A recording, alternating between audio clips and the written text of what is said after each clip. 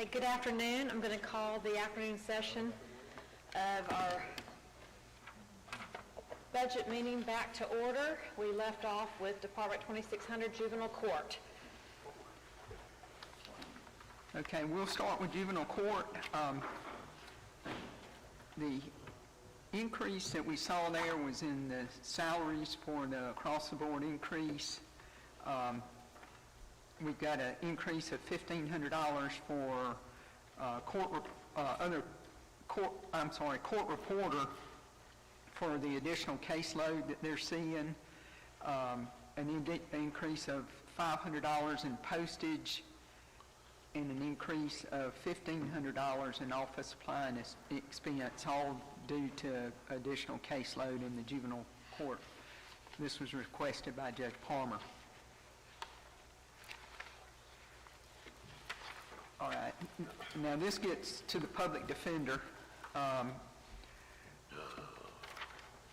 You had a separate sheet on that, and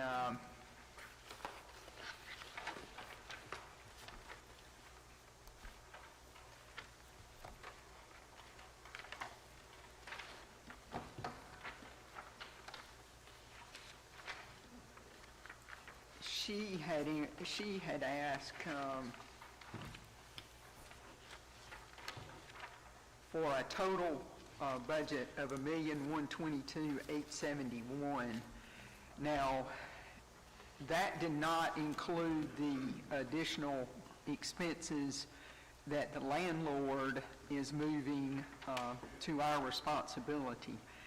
So let's talk about those to start with. In building, repair, and maintenance, we've got additional $11,000 for cleaning services for their offices. And then we've got $9,000 of utilities that we're going to be responsible for that the landlord will no longer pick up. So we gave them about $150,000 in additional funding. $149,976. So that's the funding that we were talking about earlier that we wanted to look at compared to what we were doing for the district attorney. Now, there again, it's been, I don't know exactly how many years it's been since the public defender got an increase, but the district attorney did get an increase, one increase, since the public defender did. So, utilities, and we're talking about cleaning services. When did we sign that renewal contract? I know it was mid-year, right? I think that's a July 1 contract. I don't think so. We renewed it outside of that. Okay. I don't remember. Okay. I don't think we renewed it for July 1. We could have, but I thought it was brought to us because essentially it had not been a verbatim contract, is my understanding, and they formalized that. I know Stacy handled it, but yes, she did. But I'm not aware that it was effective. It could have been July 1, but I think it started the new calendar year. So my question is this prorated, which is going to make those numbers even worse? No, it is not prorated, because I thought it was a July 1 renewal, so this would be for the full year. So if it's off of July 1, then we could prorate these numbers.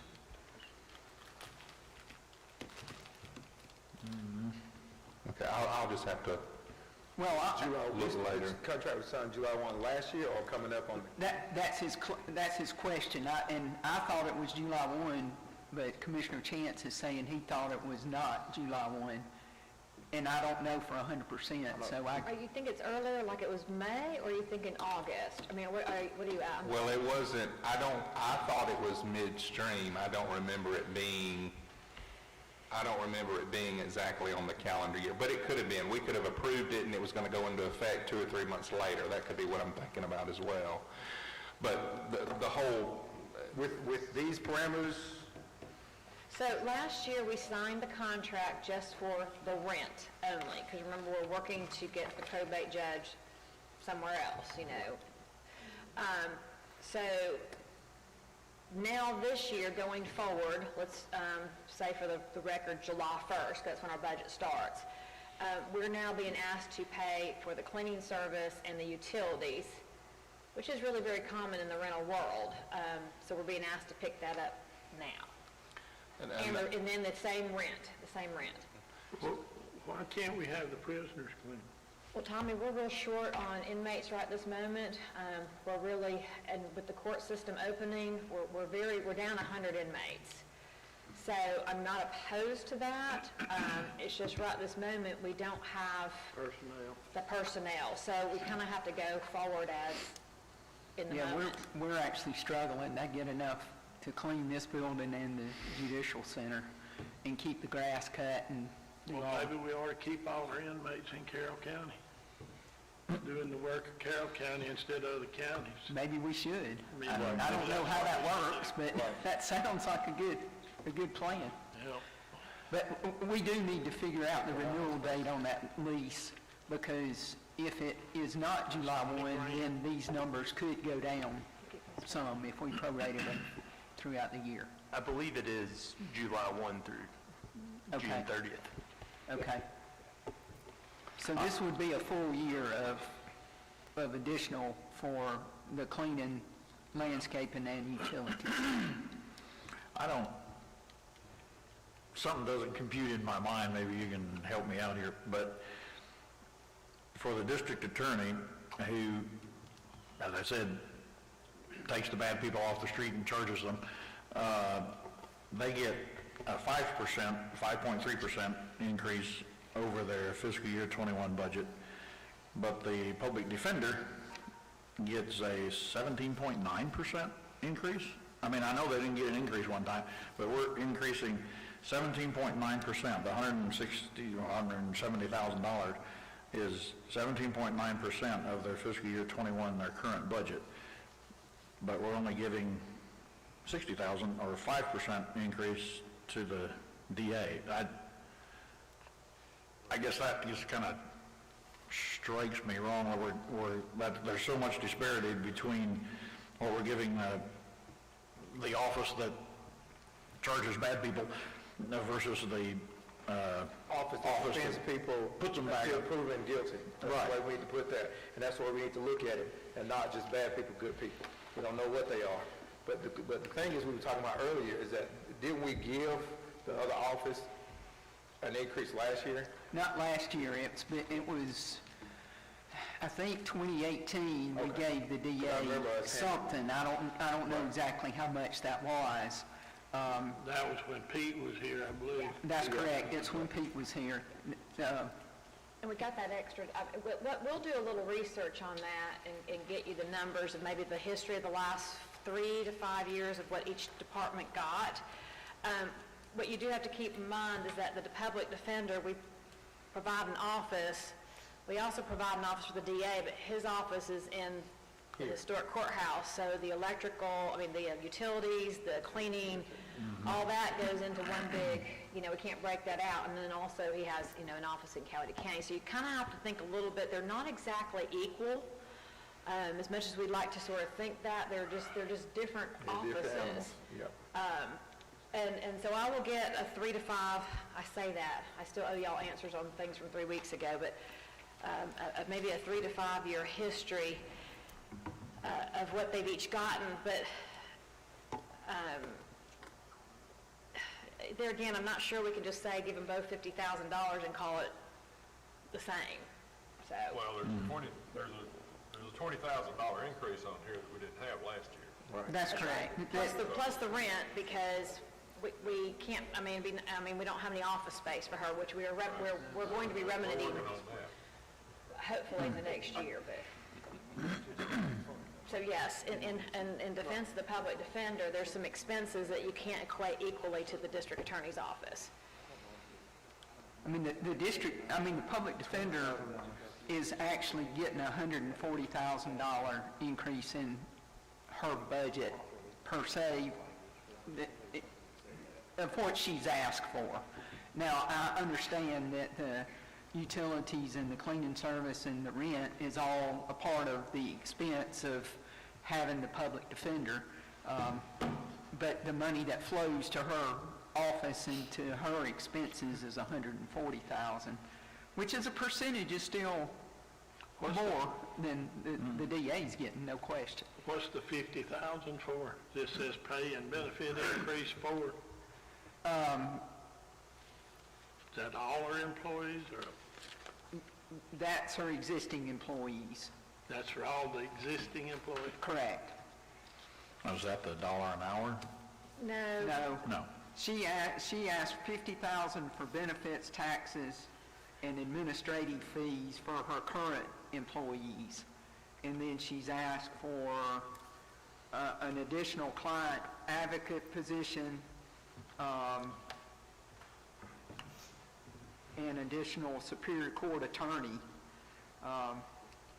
And there again, if you don't have the same or similar representation by the public defender as you have by the DA, you can have as much horsepower in the DA as you want to, but if the public defender can't show up to defend those cases, they're still sitting still.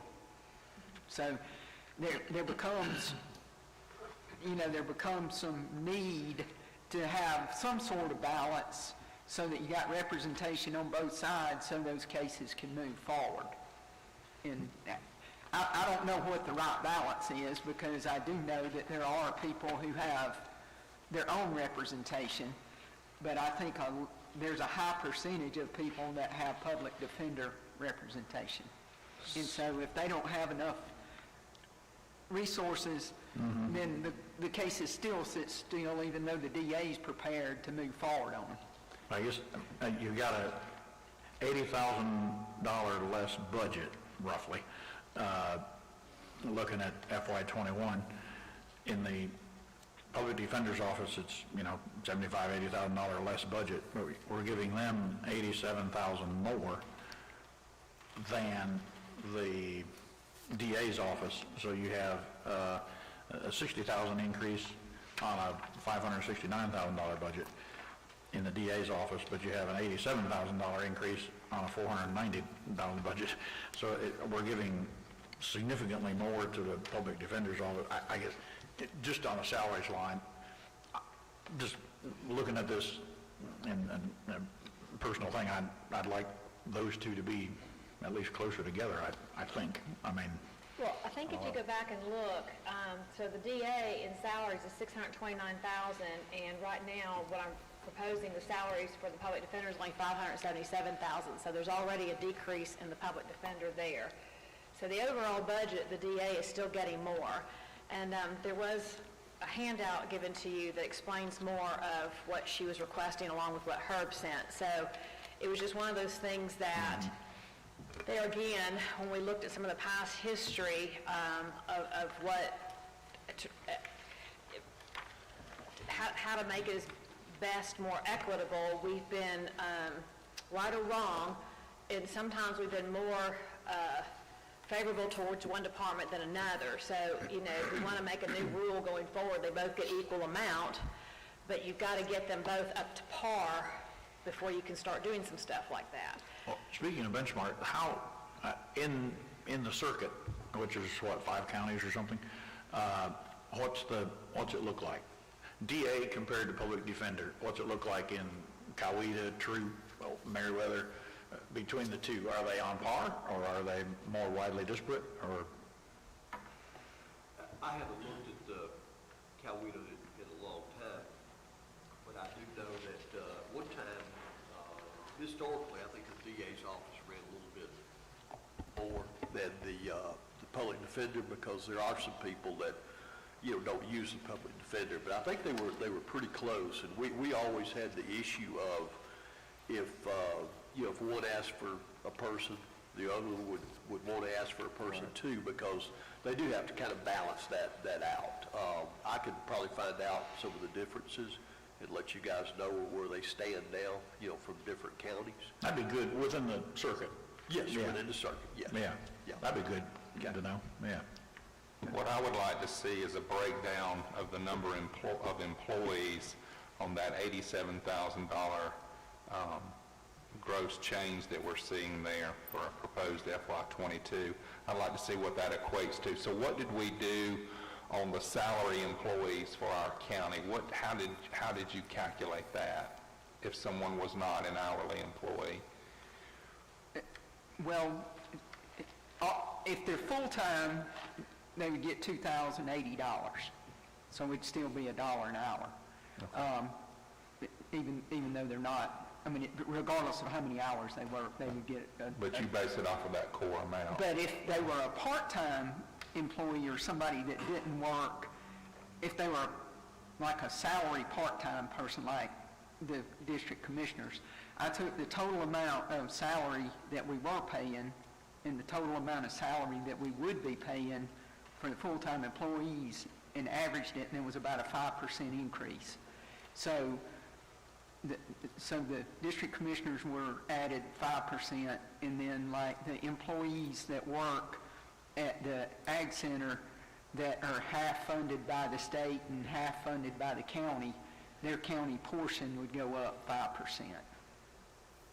Does that make sense? Yes, ma'am. I would just like to see the breakdown of how many employees she's got hourly, what she's got salary, and seeing what does that $50,000 equate to as we're trying to look at other departments and how we're breaking that apart. Okay. Right, because we're talking about doing $1 raise for everybody, and we got 2 departments who gives us 2 large lump sums.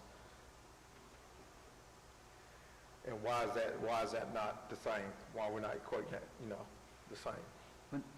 I believe those people are compensated by the state of Georgia, and I don't know how,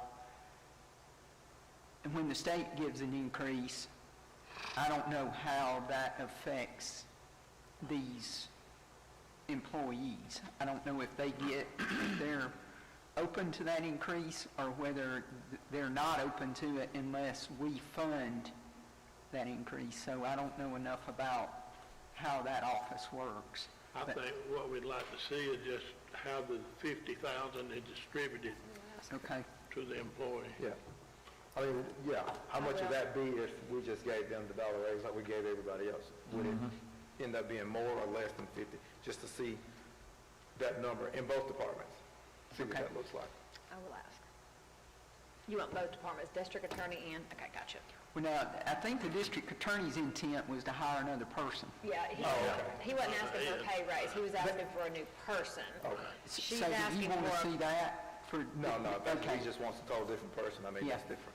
well, I don't know, it might be nice if you saw the salaries of the DA employees versus the public defender employees too. Well, let's do it. That I think might it would be nice. be helpful too. Like Clint was saying earlier, it's not that you want to give, if one gets it, the other gets it. That's a mentality you got to move away from.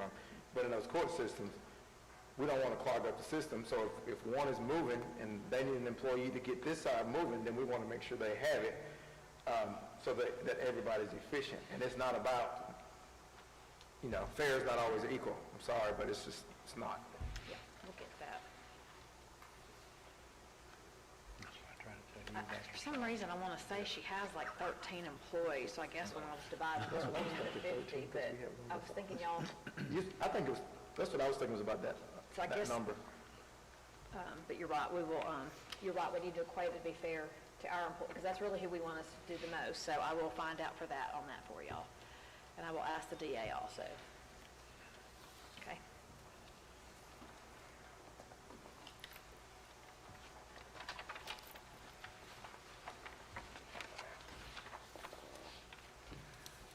Okay, the next is the Sheriff's Department. They have asked, they were satisfied with the $1 an hour increase to meet the first year of their 5-year plan. They have asked for one new position. It's an IT specialist. Right now, those responsibilities are being filled by a deputy sheriff. And they need that deputy sheriff position to be filled with someone that's acting as a deputy sheriff so that IT specialist can perform the functions of IT specialist. And I'm sure that he was involved in putting some video together from the past week, and I don't know how that works, but I know that he does review footage from the cameras. He's responsible for downloading all the data from the car computers onto their mainframe, keeping their network up and going, and doing their virtual patches, and keeping their ransomware and virusware and all that stuff up to date. So he's kind of transitioned from a deputy over to an IT person, and so they would like to add that head so that they could open up that deputy position. Do we know what that salary range is? 60.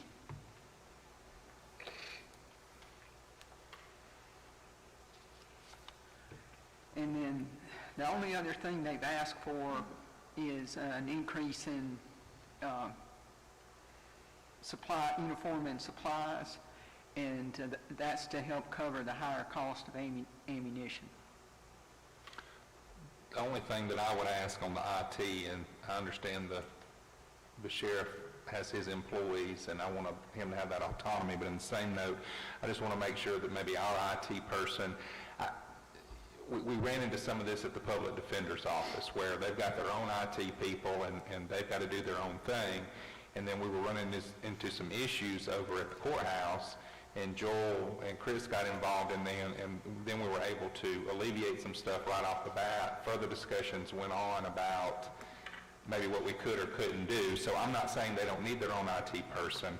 I'm just saying here we go again with something else with technology. If we could just, as a safeguard, make sure that we're communicating the people that understand both lines of work, because we ran into some stuff at the public defender that I don't know how much of that we truly needed separate, but yet we increased their budget to help pay for it a year or so ago.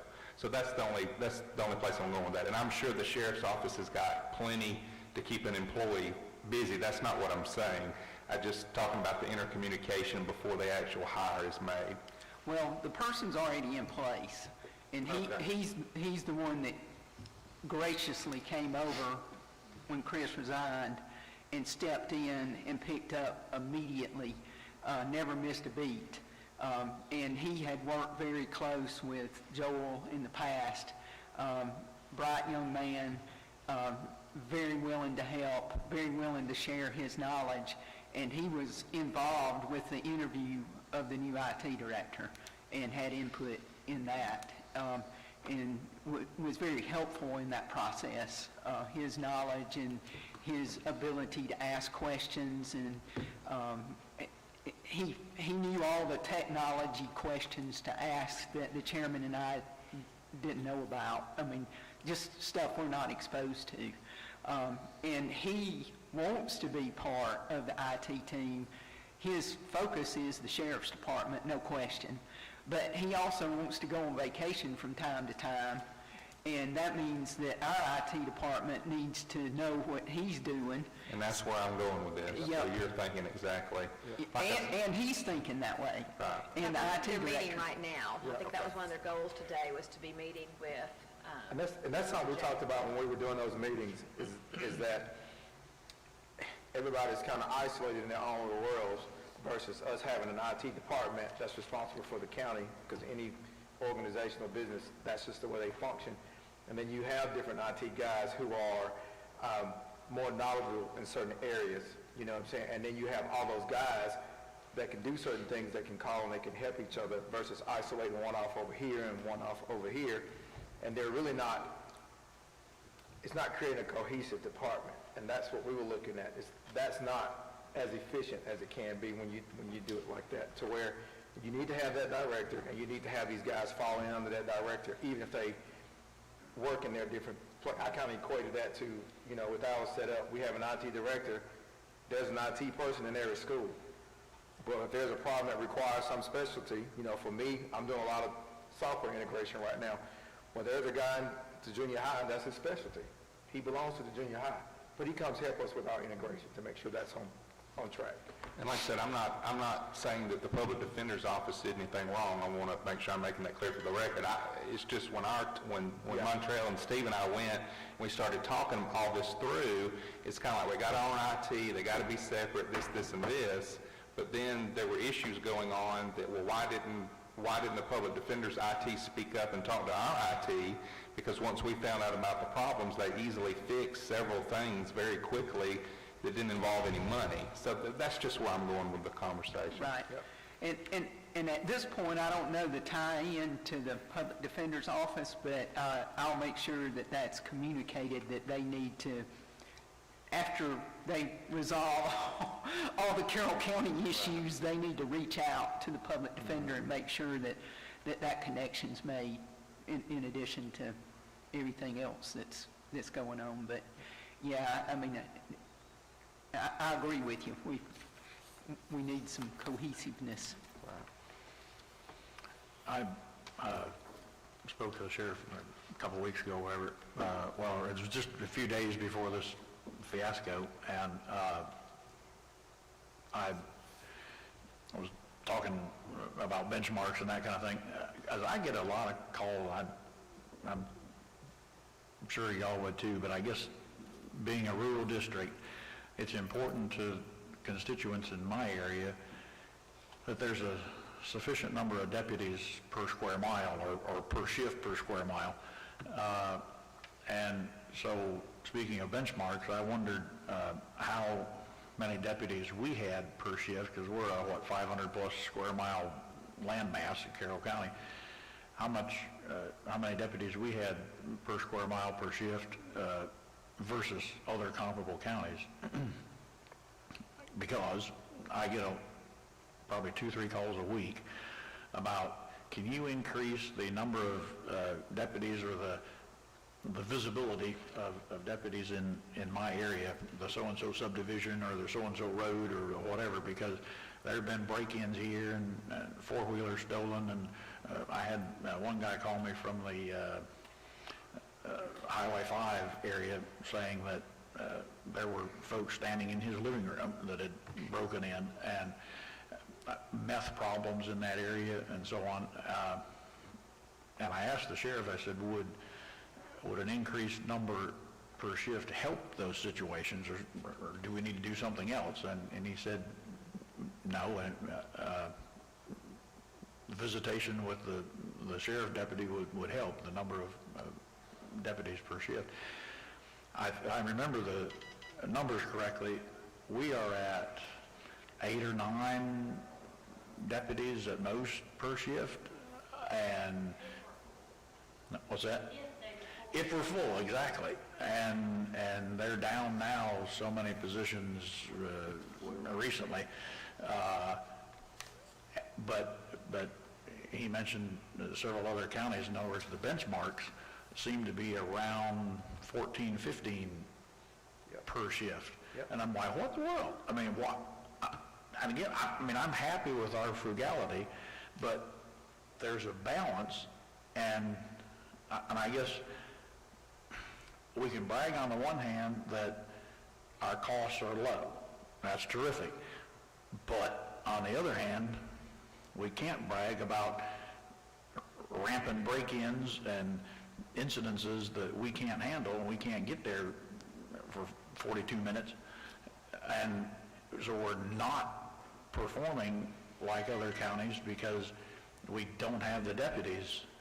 So how are we going to strike this balance? And if other counties with similar land mass or similar populations, however you want to look at it, or look at it both ways, are, have 70% higher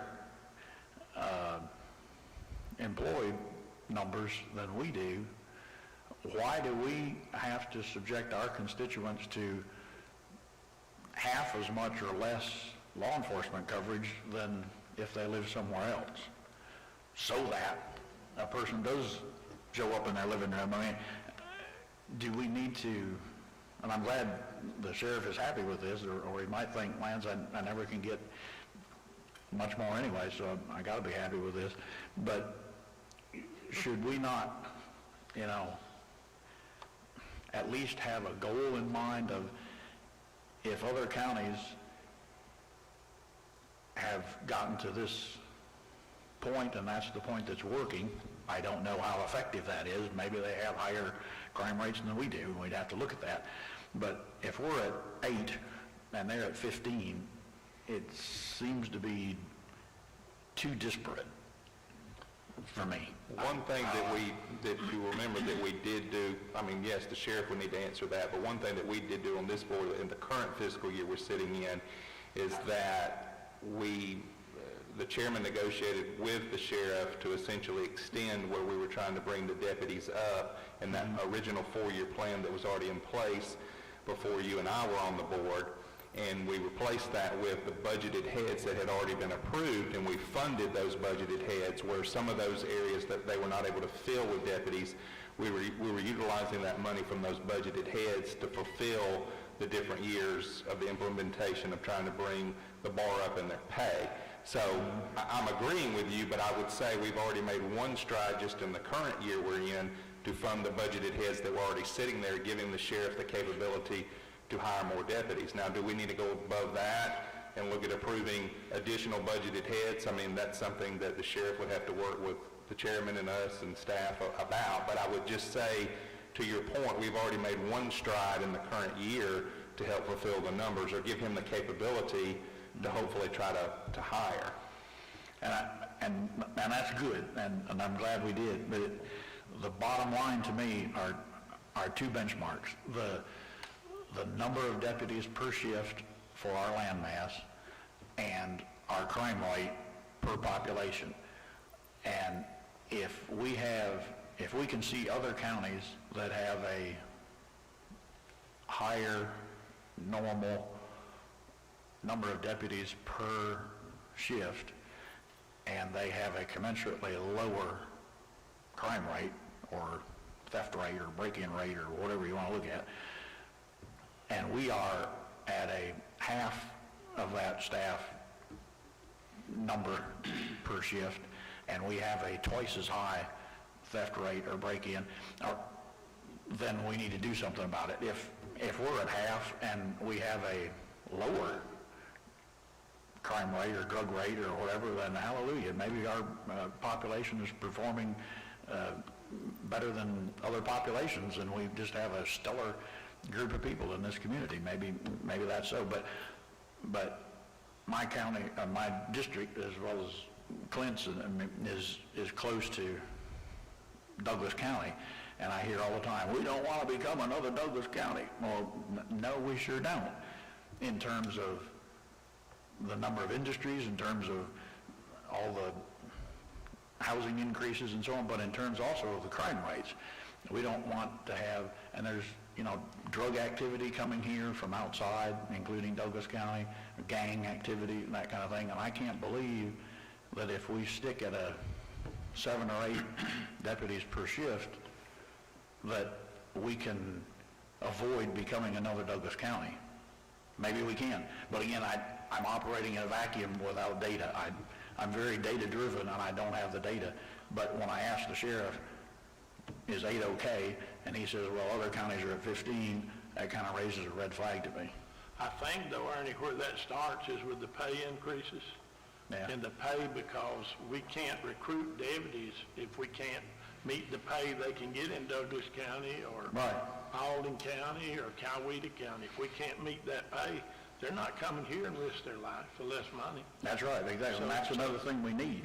That's one thing. If we had the money, he might could fill those spots, but Yeah. we got to get the pay raise up. Yeah. I agree. Doesn't the sheriff have a plan? I mean, didn't he develop like a 5-year plan of what he wanted to do? I can't remember where we are in his 5-year plan. Well, we fulfilled the 3-year plan, and then before my term, and then the 4th year was foregone to extend a revised plan, Chairman, as you presented, since we were essentially a new board and you were new at the helm, that he would come back with a revised plan to try to continue moving forward. But there's been at least something concrete in place for 4 years that the board has been trying to work toward. And I'm not taking away anything of what you're saying. I'm just saying I'm just saying there has been something where we've tried to, I think, bite off a little as we go. I'm going to ask Christy if you'll resend us that 5-year plan that the sheriff presented to us. So my budget was based off of his 5-year plan. I believe we're in the first year. He presented to us back in September, if I'm correct. That's so correct. I will make sure that she emails it to you again this afternoon or tomorrow to reread. But his budget is based on that 5-year plan and based on conversations that we've had. So yes, I'm sure if we were to find several more million, he'd be more than thrilled for us to give it to him, and I'd be thrilled to give it to him too. But under the current financial restraints that I've given y'all of a balanced budget, the sheriff is pleased with this for the moment. And I agree with you, Ernie, we do need more deputies per shift. It's a big, large landmass. Well, and it's one thing for them to be satisfied, it's another thing to say, our crime rate is significantly lower than comparable counties or contiguous counties. I don't know that right now, but when I see our deputy count half of what other counties are, it makes me wonder what our crime rate is. And if it's twice as high because we have half the deputies, then I think we need to do something about it, whether or not they're, satisfied with it or not. So I just don't know. Well, I'm sure we could calculate out a price of doubling the deputies and salary. Well, it all comes to resources, and Right. Carroll County's run ultra thin. We've been very frugal for many years, and you're requesting a lot of data. We don't have spare staff here. We don't have an audit department. I don't have any. I'm struggling to get my day-to-day activities. Yeah. I'm here most nights till 7 o'clock. And that's good, but I know it's good that I work till 7 every night, and I work a weekend or 2 or 3 a month. But we just don't have extra staff to do all this, and I don't mind doing it. I'd be more than happy. These are the numbers that I love to see. This is the kind of stuff I like working with. But our county, if you look at our general fund budget compared to I know, per population. Fayette County Right. and Bartow County, I know. we're a small percentage of what they're spending every month or every year. And so for us to give what you're asking for, we need more resources. And, You look at the millage rate for those counties, I know. Yeah. I know. And that's what I'm saying. They've got more funding than we've got. They're willing to fund, their constituents pay for more services. And so if our constituents are willing to pay for more services, I'm confident that we have the leadership in place to get good quality deputies out there on the road if we give the resources. I feel like we've got the resources to get good human resource people in place to do these studies and they can adequately provide the leadership to take care of getting this data together. But when you're working as hard as you can work and there's nothing else to give, and I'm proud of that, and I'm very proud of our frugality and our historical frugality, and I advocate that. At the same time, I do say everything has a cost benefit, and you have to look at it. So if there is a cost to our frugality such that we should not tolerate in higher crime rates or significant recidivism of county employees or turnover rate in county employees and that kind of thing, then maybe we need to address that. I don't have the data, so I don't know if we do or not. All I know is that we have half the people in the sheriff's office per shift that I hear other counties have. And if we're doing fine with that and our crime rate's just as low or less, then maybe my constituents are calling me and I don't have to be concerned then with, wow, I wish that didn't happen. Maybe it wouldn't happen any less with a significant number more deputies, but maybe we should increase. I just don't know. So and I know you don't have the time to do all that, but maybe, I don't know, somebody in the sheriff's office or something could give us some comparable data, because I feel very deficient sitting here approving even if it was a $10 million budget, but a nearly $60 million budget without any data to know what our employees are making and what the sheriff's office is operating at and so on, and crime rates and that kind of thing, so. Well, that's we all I'm- provided those numbers last year. The sheriff's office and the fire department all went and did, called all the adjoining counties, and we were 25 to 30% lower in pay. We didn't compare the number of employees per square mile. I know that, yeah. And I didn't go back and update those numbers. No, I don't need that, because that shows we're already low. I'm buying that, I'm totally fine with that. But at what cost? That's where I'm at, so. Well, I think performance-wise, if you look at the yeah. district attorney's report, I think he covered the number of cases in there, and I think if you look at that, we're one of the highest in the circuit as far as, we've got more cases per citizen than Coweta has, for sure, and Troop and us are pretty comparable, and Hurd and Merriweather, they do pretty good in their regions. Now, I do think we're behind Douglas as far as crime rates. I hope so. Yeah. Yeah. But, the DA is asking for more money, the public defender's asking for more money. I think there's Yeah. more issues out there. Well, as far as just the sheriff's office budget, I just want to make sure that our constituents are protected just like they would be in another similarly sized and populated county. Yeah. And that we avoid having Douglas County problems come in here just because we lack the number of sheriff deputies we should have. And I think the sheriff is very well versed in his role as an elected official too. I think he understands within reason what the budget restraints are here to not come and ask for the world, but I think he also has a responsibility as a sworn peace officer that he also understands he's got to do his job to protect the community. So I agree with what you're saying in gist, but in the same note, the dire emergency, I would expect that to come from the sheriff if there's a dire emergency for us to deal with it. No one's saying that we don't need better pay, that we may be lower deputies, maybe that is definitely the case, and we'll do everything that we can, but at some point, we can't take on everyone else's burden. If there's a burden there, they're going to have to bring it to us, and I think the sheriff is very well versed in how to balance what he thinks within reason we can give and what within reason he's got to have to do his job, because no one wants to keep the community safer than the sheriff himself. So I think, for me, I have that trust in him that we'll get that information, or he'll come before us if there is that type of emergency. So, and I'm not disagreeing or downplaying anything of what you're saying. I'm just saying that's kind of where I'm at with it, that he's a constitutional officer and he knows where we're at if it gets to that level. So, and I think we've been making strides through the years trying to do as best we can to improve, and hopefully we'll be able to continue to do that. I think the increases you guys have already done and what you continue to do with the salary, bring that up. I think it makes, the office more competitive in retaining the officers that you have. And I know right now there's some vacancies, but as you continue to address the salary issue, hopefully those will go away. And that'll be, I think one time we looked here recently was like 12 vacant positions. So that would put probably 3 or more, 4 on each shift right there if we can just get those filled.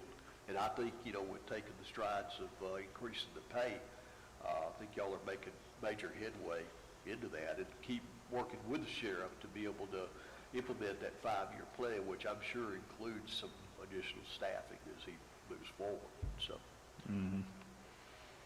Well, I don't want to belabor this, but I just looked at I just went to the Census Bureau's statistical data, and we are below the national average in violent crime. 2 of our neighboring counties are way above it. And in property crime, we're below the national average, and here, I'll just show you that. So, not doing too bad. No. And I think Yeah, that's right. and we talked about that because we knew we were not competitive salary-wise, and, no matter how many bodies you try to fund and put out there, if you can't maintain them and keep them here, we're struggling, and all we're doing is training everybody else as officers, and then they're going. And so we kind of figured we need to kind of stop the bleed first and get everybody's salary competitive, so as we add these positions in, then these guys will want to stay. Because, you know, people love to live in our county, but they'll go outside and work and just drive back in. We want them to live, work, and play here, you know? Yeah, and that's what we had, you know, in the fire department for a long time. And spin here, that's right. Yeah, and we end up, like, if we don't keep our eyes open and know where we're at now, then we end up 5 years from now being in a real emergency and dire straits, so. Well, and I will say that again, you know, before you came on the board, it's kind of what Clint and I kind of walked into. I was getting a lot of that, is that we are looking and paying attention now, and we're not letting things just slip by. Yeah. Without somebody, you know, I always say we're very unique in that somebody's going to see something, catch something, and bring something to somebody's attention, and that's the way a board should work, so that we're not going down the road years and years, but now we're putting processes in place now to where we're going down the road and we're being proactive rather than reactive years later, but we're being proactive about what we're doing with salaries, how we're hiring, you know, all those things.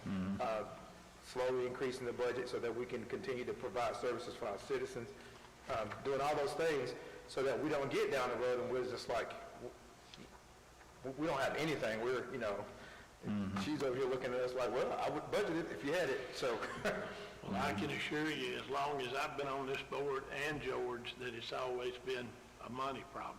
Yep. And we've always looked for our sheriff and fire, public safety has always been number one. Always. Yeah, good. Long time.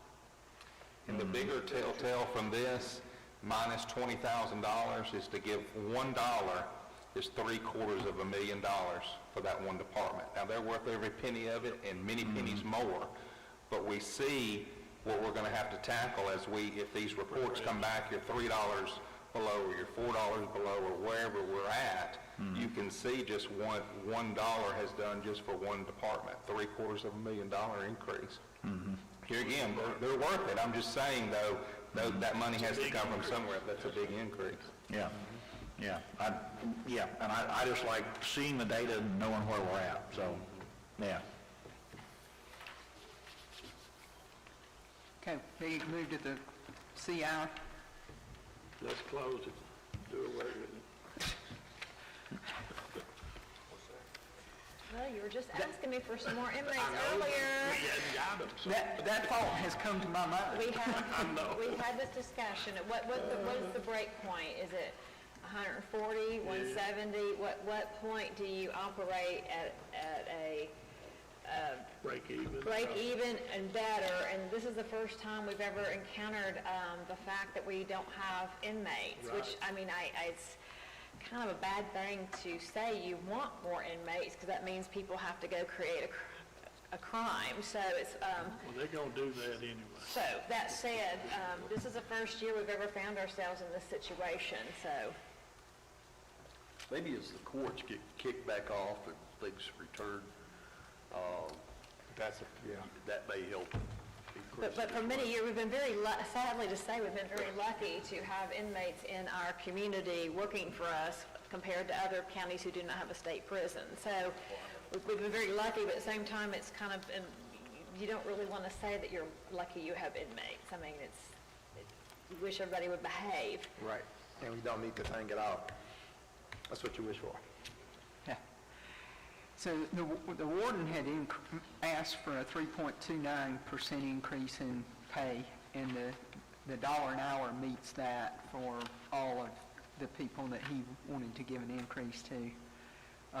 We had to increase Social Security to cover that pay increase.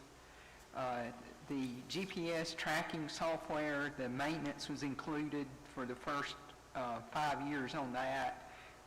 That time has run out, so we're now having to pay the maintenance on that software at $10,000 a year. He's not gotten any new vehicles in the last couple of years. His maintenance continues to go up on his vehicles. He's requested an additional $3,000 for released prisoner allowance as he continues to release more prisoners from his facility. And then he had asked for some computer equipment, which we will try to fund from our year-end money. One thing I want to talk about on this is, and we're hitting on it, talking about that we don't have as many prisoners. The whole purpose of the camp was to provide a workforce. Correct. And if you look deep into it, most of it, in my opinion, dealt with public works. You can hire pretty much anybody at a certain dollar range maybe to come in and clean. You can't do that for someone that understands how to pave a road or run a piece of heavy equipment. So I don't want to see our public works department, I don't want to see any of our departments suffer, but when these numbers come down, I want to make sure that public works or those more physical elements are truly being met with the supply that we have. And if we have to pull, have to pull some from cleaning a courthouse or something and hire, that in, that may be something that we have to do. But I don't know, I've just been alarmed by how low our prison population is, and I'm not saying it's anyone's fault, but we may have to, it may not come to the decision, do we close a prison, but it may come to a decision, how are we going to alter its operations? And Michelle, I know that's your forte. I'm not trying to step on your toes. I'm just saying I want to make sure that the areas, like I just said, that we have to have that prison labor, that we're taking care of that. And the other concerns that I have is you've got one crew running a paving crew. What if a couple of them get sick? Who else has been trained to replace them or whatever? So I hope that we'll focus on the intensive labor side, and especially in public works. And if we have to alleviate in other areas and spend more money, let's free up some of those areas. Jesus is getting us some quotes on contracting with the cleaning service. Of course, as you see, it's $11,000 just for the public defender. So to do not just this courthouse, but mainly this one we've really done without somebody. We pretty much have someone come once a week. But over there, they have been shorted, but now the court system opening up, and you count the number of people coming in through there. So he is getting us some quotes on that too. And I want to say something else about the training. I'm all for people getting trained, but I'm not all for people staying trained 7 days a week. That's a work in prison, and I think the staff needs to work. I understand there's certain licenses and certain things that need to be kept up over there to be able to deal with inmates, and that's fine. But I don't like finding out that people are constantly going to training. At some point, somebody has to be in the house to work. And I think that's something that we need to watch. I know that training budget's not going up, but that's something that I'm going to be watching this coming year. And I'll be voting to remove training if people are going to stay going to training all the time. I think this dollar amount's because the warden had to have his certification. I think that's the only reason there's this much training in here. Well, they have to, I think they have follow-up training in the I know The in state the requires past, it, yeah. past warden, he had to have sniper training, No, we're not. and then he moved on. I don't No, I understand understand that kind of training, no, you're right. Here's my point. Regular state training. If Charles Pope, that runs the public works, I'm sure he could find a training every day of the week. Oh, yeah. But we don't expect him to be going to training constantly because he's got to run a department. And I'm not saying that against any one individual. I'm just saying that place is designed to work. Yep. Not everybody to go figure out what kind of new training they can take. Right. And I think we can tighten up on that. And if we believe that much in the training, let's send every one of our department heads for about, weeks at a time out to training and see what happens. Yeah. It won't work. So unless we're going to have every department head having unanimous types of training, we need to reel that in. And in my district anyway, I don't know how it is with some of y'all being more in urban areas, but I get, again, a couple calls a week at least on litter on the side of the road, including mattresses and carpet and all that folks have hauled out of their house and decide to dump. But the littering, this seems to be a chronic problem. Folks call me up saying, can you put a sign up here and here on this road and whatever, because people are just dumping. And I told Charles the other day, I said, I know you can put a sign up, but that's just more for your bush hogs to mow around and knock down. But it just seems like littering is a problem, and it got to be really bad, of course, during this COVID thing, when the prisoners couldn't get out there. But I guess I'd like to see as much as possible the prison population getting out there and cleaning our roads, because like I say, I just get constant calls about littering on this, that, and the other road, and I tell people, well, you know, there's the inmate population thing and the COVID thing and so on that impacts that, but it does seem like we have more and more and more littering problems, and so if we can get more crews out there to clean, the better. And I know along with that, we talked at one time, because I remember your comments, Montrell, about diesel engines and that kind of, about having the buses or whatever we need to get the inmate crews out there. I don't know how that's going budget-wise, but I'd like to see our roads maintained and the prison population get out there and do what they need to do. Last call I got was a whole load of carpet dumped on McKenzie Bridge Road, on the bridge. On the bridge. And I got a hold of Ben, we got Charles, they wouldn't got it before somebody hit it, but it was a whole load just dumped on the bridge. McKenzie Bridge Road. We had three today that was working on a road. They picked up 90 bags of litter on one road. It's incredible. Ashley and I and several other folks had a meeting with Brad Robinson. And a friend of mine is a retired federal investigator. And he's looked into getting us some equipment, and we've already got a quote on it. Well, most of the litter is on places like McKenzie Bridge Road, and I know down on Clem Law Road every now and then we'll find stuff thrown out on the road, like mattresses and that sort of thing. But anyway, what we're looking at is motion types of cameras that are triggered by like a game, but these are a little bit more sophisticated than that can read a tag number. Infrared. Yeah, infrared, you name it. So I guess now's a pretty good time to serve notice. Go ahead.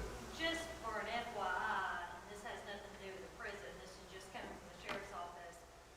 In 15 days last month, the sheriff's office inmates picked up 833 bags of trash within the county, 92 tires, 8 pieces of furniture, 2 mattresses, and 1 appliance. They work 4 inmates per day for those 15 days, and that equals 540 man hours. And 2 dead cows. And 2 dead cows. But that gives you an idea that no doubt that there's more trash problems, but you can tell your constituents that, you know, our prison population may be low, but I know that one of the main things of the sheriff's initiative when he got elected in 2001 was they're going to be picking up trash. And so that just gives you an idea. I mean, in 15 days using 4 inmates, 833 bags of trash, that's a lot. Mm-hmm. Yeah. You know. So, and I know there's a lot more to be picked up. That just gives you a little bit of an idea. Mm-hmm. I Trash. get those reports monthly, and I do post those on our page just to give the community an idea that the sheriff's office duties do expand upon and over just going out and controlling, that we do have that manpower that does go and pick up that trash as well. Trash is becoming a major problem for the whole United States. It is. Even in the recycle centers, I mean, something's got to change. Something's got to change. Well, I've also talked with one of the assistant superintendents at Carroll County, and we're going to try to implement some sort of an education program in the lower grades in the schools. And I guess I ought to go to Carrollton, talk to those folks too. But that's where it starts. I don't know if you guys remember when, well, Tommy and I, maybe Ernie, in the 60s, that was a big thing. They had and it was about trash.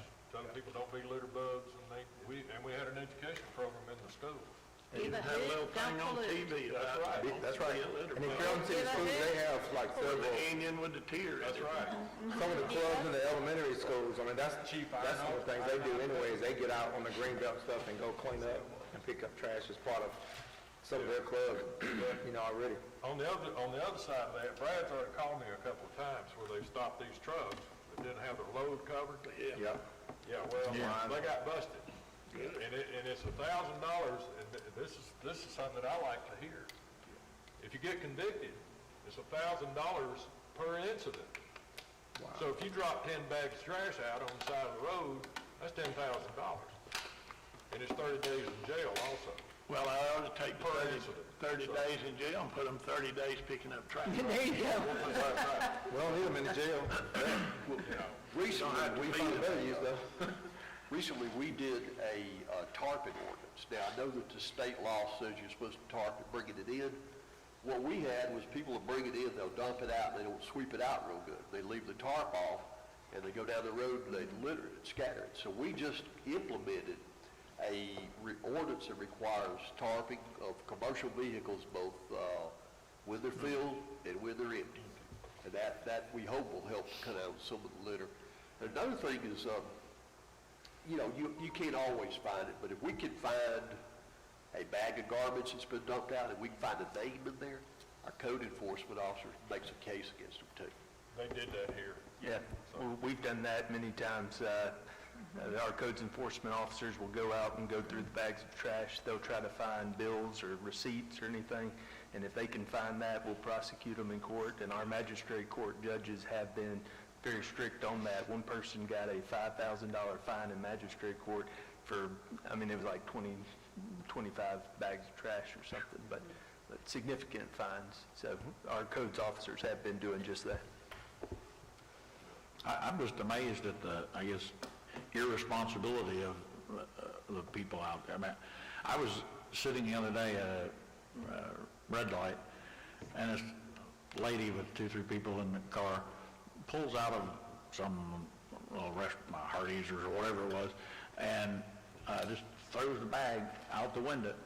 And I honked the horn at her, and she looked at me, and I'm like, I mean, what are you doing? I mean, just throws it right out there on the ground. I mean, I wish I would have been deputized. I'd have pulled her over.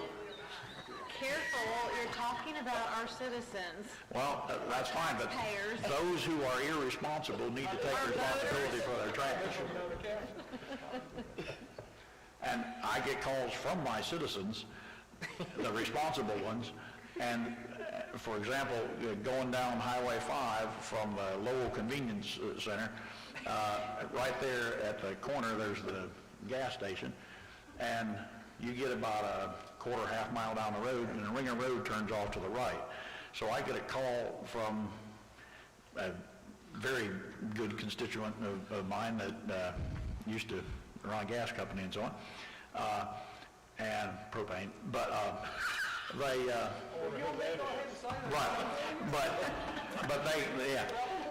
but they call me and they say, can you put no littering signs on this road zone? Because people pull out of a little quickie up on the corner there, and it used to be White's, and they get to Ringer Road and they're done with their donut or something, and then out goes and I'm like, what the world? Okay. I mean, Some of those ladies We're will pick decreasing, people we're up. decreasing in our conversation here, so it's 2 o'clock. I think we have a little moment of sugar low. right. I'm trying to make it exciting, Michelle. I know, and thank you very much. We did need this moment of entertainment, didn't we? If I could pull us back in and move on to the fire department, please, and we can address this at the end. Next time we'll have to start at 5 a.m. Thank you, Ernie. Right, thank you, Ernie. So anyway, but yes, so if you're done with the sheriff's department, I'm going to have us flip the page to the fire department, please. Okay, the fire department was happy with the $1 an hour. They had actually asked for the $1 an hour for all of their employees. And that was in the 5-year plan that was given to us also in the fall. Do we need to resend that one back out? Yes, go ahead, Bill. Okay. And in addition to that, they've asked for one maintenance position. They need somebody to go from station to station with hopefully inmates to cut grass, and then in the winter spend time cleaning up around hydrants and cleaning hydrants and just helping with general maintenance around the fire stations. We've also increased Social Security and retirement for the additional position and the salary increases. Vehicle repair and maintenance, we've asked for a $4,000 increase. There are just, so many fire trucks within the county, and we talked about the high cost of repairing things as far as those vehicles are concerned. And then they asked for a $500 increase in travel to send some of the rookies to rookie school in Forsyth. So that's everything for the fire department. And how much is that maintenance position? What's the, because that's separate from the dollar an hour, right? That is correct. That's about $34,000 a year. Would that be in Public Works, garage, or? No, it's okay. it's a fire maintenance person to go from the around to all the fire stations and pull. We actually need somebody to drive a pickup truck that pulls a trailer with a lawnmower on it, and they carry a couple of inmates with them and go from fire station to fire station, mowing grass and keeping up the grounds and then also doing the hydrant maintenance. Okay. My understanding is the maintenance on the fire hydrants can come back to help us on the ISO ratings too. If we spend more attention, they feel like that could have a significant bearing on maybe taking us to the next level for... That's correct. I don't know about carrying us to the next level, but I know... Well, not it helps individually, but as we do other things, that could be one component Yes. to take us to another rating. Yeah, and I know it at least helps us maintain our ISO rating. The coroner, he did provide some numbers. In 2018-2019, we experienced about 1,170 deaths within the county. In 2020, we had 1,447, so that was almost 300 additional deaths. In 2021, in 61 days, we had seen 55 deaths. So we're seeing an increase in our death rate as we see an increase in our population. He asked for an increase for his deputy coroners as he's seeing an additional number of deaths. He did select family coverage, which was not in our budget for health insurance, so I've increased the health insurance to cover his family coverage. Increase in retirement for the salary increase in autopsy supplies for the increase in annual deaths, increase in telephone expense to cover the service that they use called funeral call. The more calls they get, the more they charge us, so that's kind of a per call charge. We've seen an increase there. And he requested a transportation service. The crime lab used to be open 24 hours a day. With COVID, they have started closing at 5 or 6 p.m. So in the past, West Georgia Ambulance has transported bodies to the crime lab after hours. So when the lower demand for ambulance services, they would do that transportation. Well, now that they're closing at 5 or 6 o'clock, they're having to take an ambulance out of service to do that. So he got a quote for $85,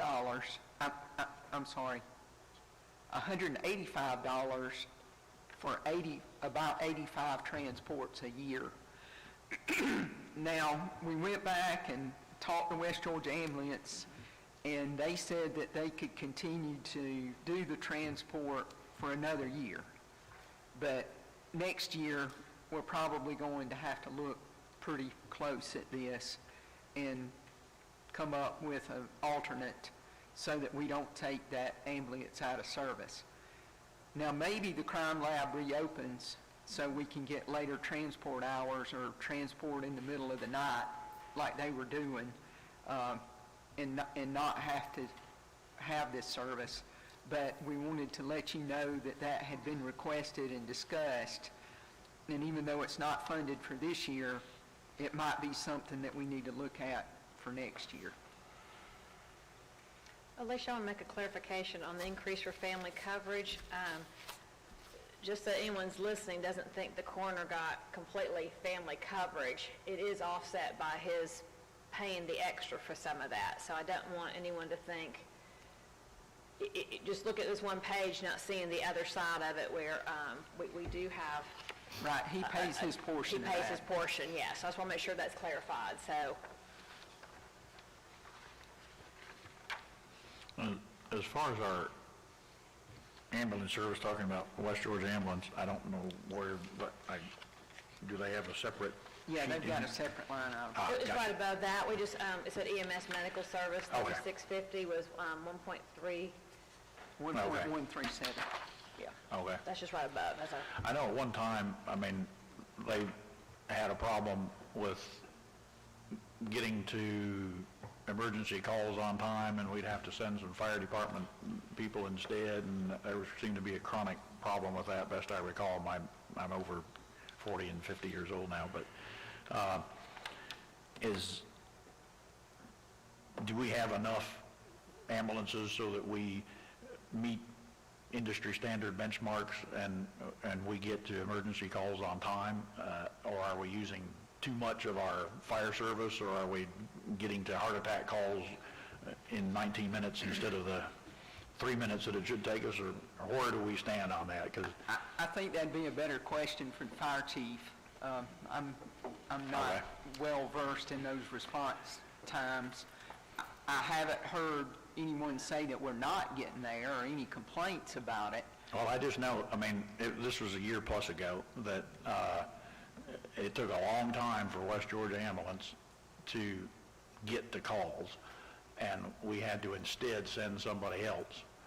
And there seemed to be somewhat of a inclination to be transporting Medicaid clients somewhere or other, where they could get some funds, and they wouldn't have an ambulance available, although they were to have 5 ambulances or whatever all the time.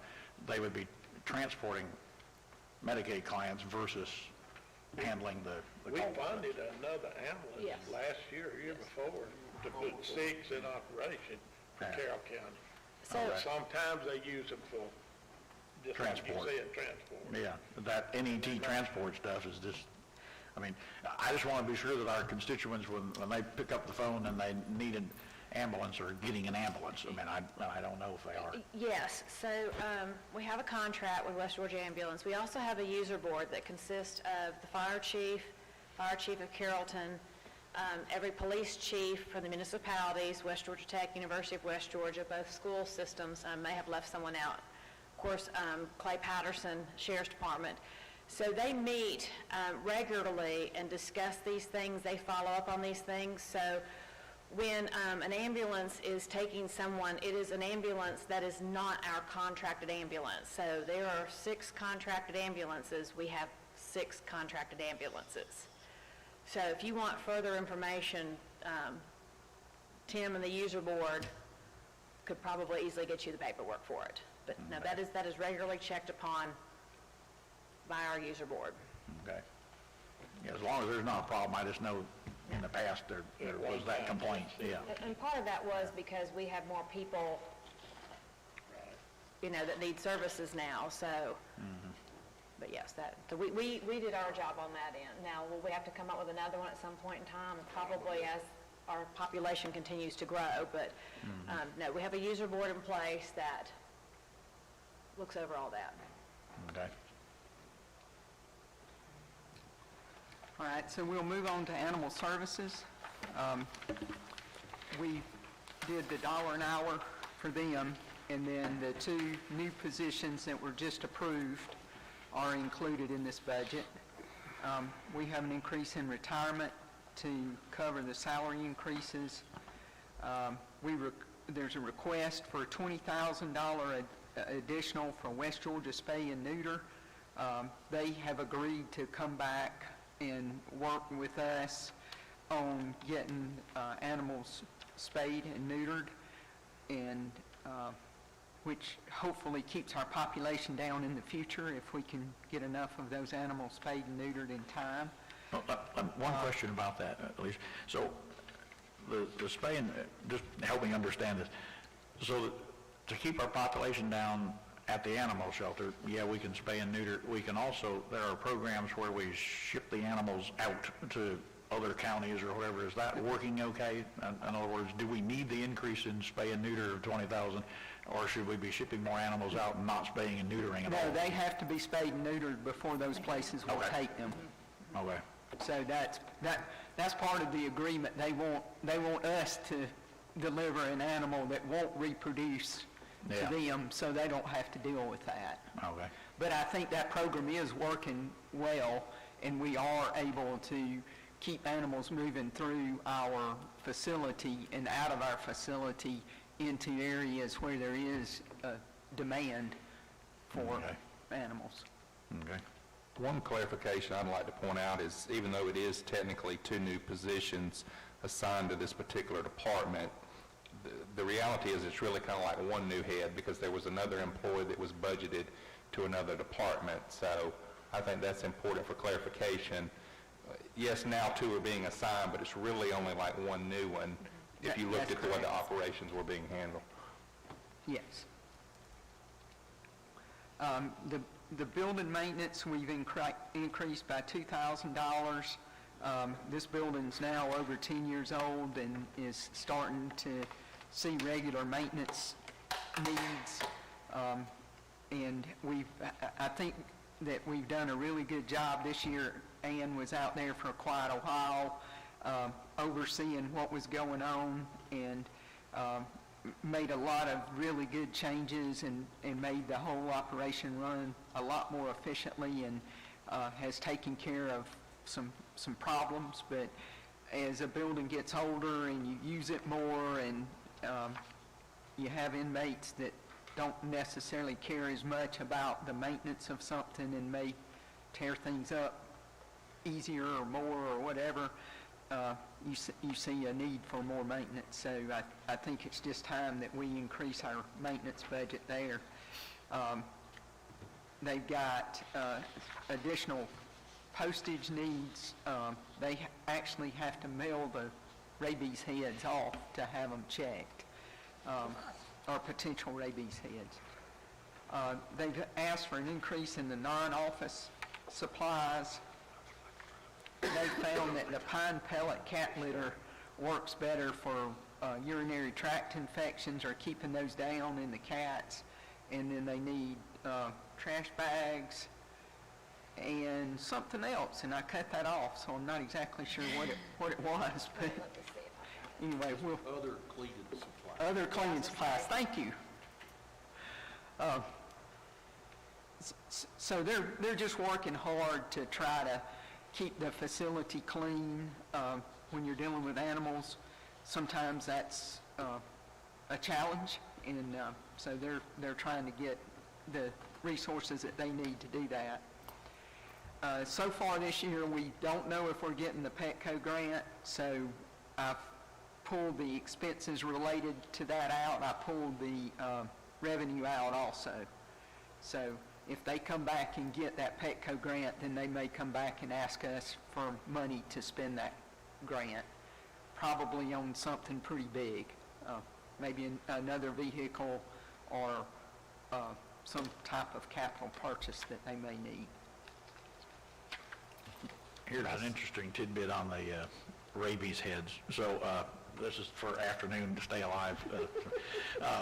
So we were doing a performance audit of the state public health laboratory 25 years ago, whatever. And so me and my staff, we were over there at those facilities doing audit work and questions and asking staff about things. Anyway, we ran across a report after several weeks that said they were chopping open the animal heads under a vent, and the vent was not separate from the central heat and air units. So my staff said, we're not coming back in this building, so, I was left over there by myself at that time, doing the audit, but, yeah, they changed that after our report, but, they were, opening up, those heads right under the same draft system as the central heat and air. We was working in the CDC in Atlanta, putting in new ceilings, and I had a guy over there working at night. We had to do it at night. Had to give them blood before we could go in there in case you caught something. They would test and see if you already had it. Well, he's over there one night, and he opens the refrigerator, and there's a man's head in it. Okay. I'm calling us back to order. Would you please flip the page to Department 3920, Emergency Management, please? Okay, under emergency management, we've done the $1 an hour, plus we were going to do an additional $1 an hour for the person doing the grant writing. She has done an outstanding job with the, getting some new grants, helping with the CARES grant funding, just helping other departments find grants, and so she's really gone outside the EMA level to help across the board with grant writing, and has really been a good resource for a lot of different people, so wanted to give some extra there. And then had a change in health insurance, so had an increase there, and then the salary increases for the Social Security and retirement.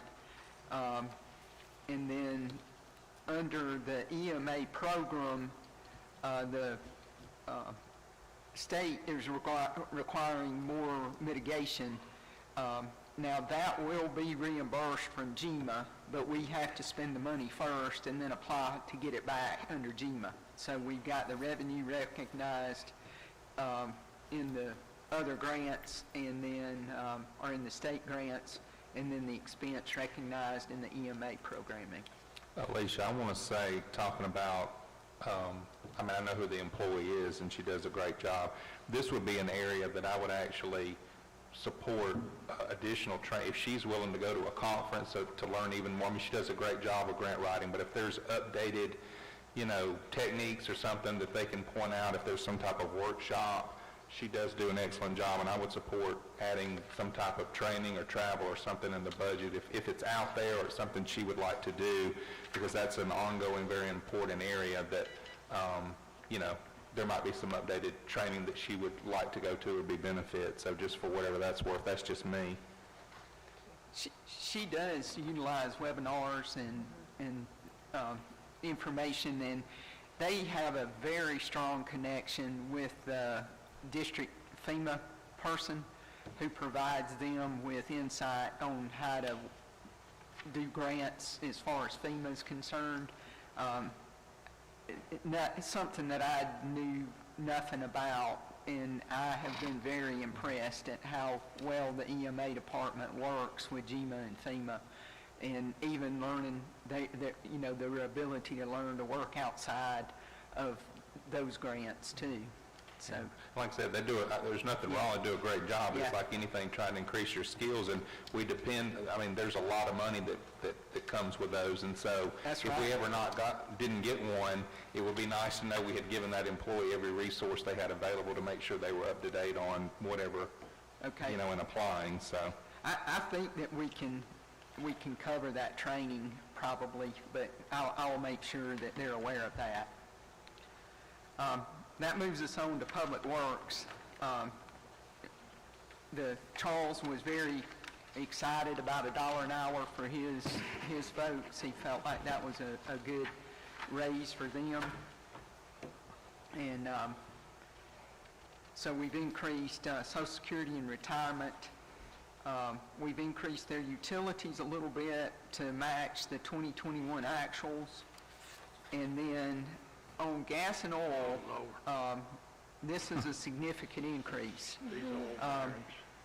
But gas prices are going up, fuel prices are going up, and the other thing that we're trying to do here is keep from having to reimburse gas and fuel out of SPLOST.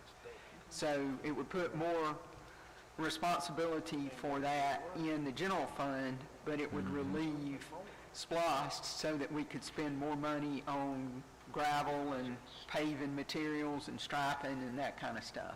So that's something we can talk about. If that's not something y'all want to do, then we can.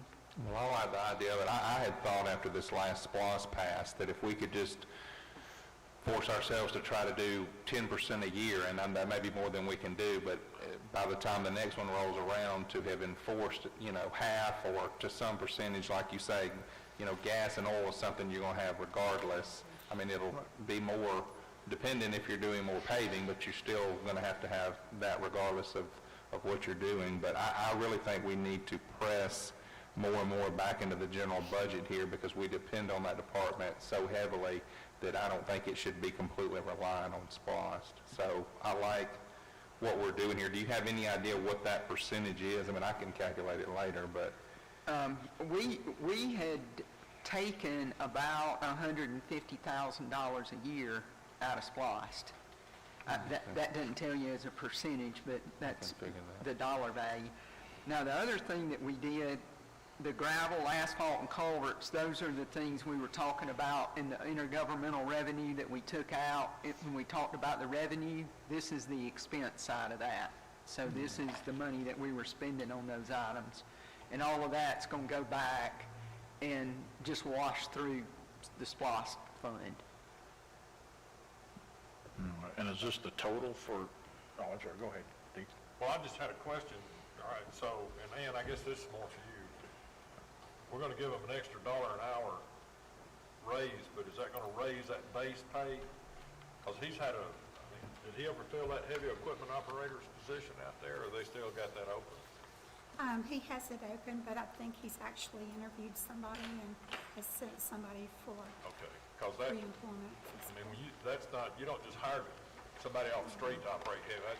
You gotta have a good base salary to get somebody like that. So Well, that's is this where gonna- we talked about earlier, moving the pay scale $1 across the board.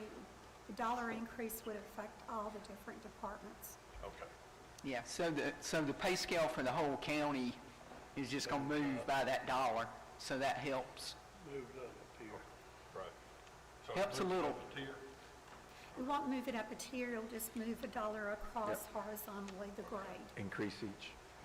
Move the starting salary up Yes. a tier. Correct. The entry level, yes. Yeah, okay, So the grade stays the same, but I got you. so it's still, let's say that's I don't know what it is, but let's just say it's a grade 8 job. So it doesn't move to a grade 9, but grade 8 moves up $1. Okay, got you. Even for vacant positions coming in. Yeah. That's correct. Vacancy, Yeah, even vacant positions are moving up $1. Okay, Like your entry level for the heavy equipment operator is $16.15, so coming in, it would be $1 so on it's top gonna of move it that. up over $17 an hour. Yes. Well, it's getting close to it. Yeah. Pretty good with insurance. I mean, unless they work with CW Matthews, then they're getting $25. I'd also like you putting this gas and oil back into our general budget, so we can use SPLOST funds for big projects. Yeah, that puts more money into, Right, correct. Yeah.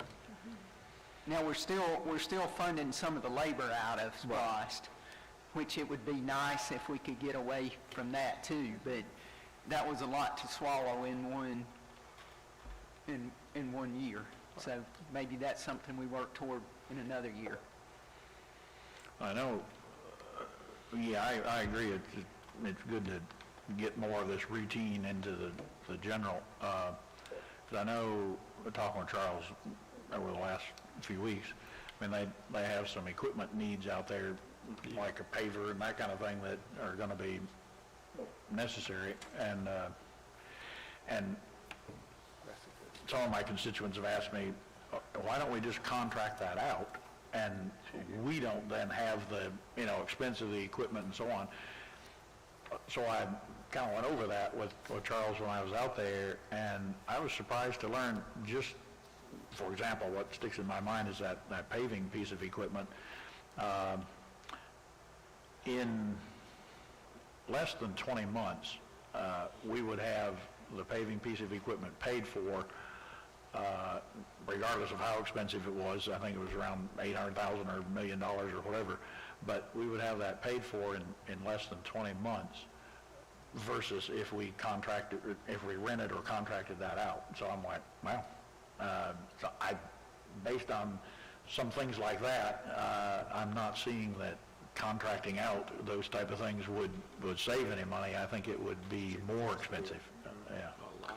One thing that, talking about, and I know we don't know yet what we're going to get, federal money, or if we're even going to want to take it, or if we do and agree to the stipulations or whatever it may be, and I know some of this is going to be different than just the general, but we really need to focus on the idea of that department and how vital it is to the county and trying to help move him forward. I've had just some generic conversations, and I've asked, do we add another paving crew? What do we do to try to move up the amount of miles that we can pave a year? And I think right now they're hovering around 20 on average. He seems to think trying to put in maybe some more dump trucks and dump truck drivers, that haul time, depending on where they're at from the asphalt plant to get back, is where a lot of the productivity is lost. So there might be a possibility that we could do some things to try to really propel the county forward in that area. And then you take into the fact, just like the chairman approved for them to help out at Villa Rica to pave a newly acquired road in front of the post office in Villa Rica.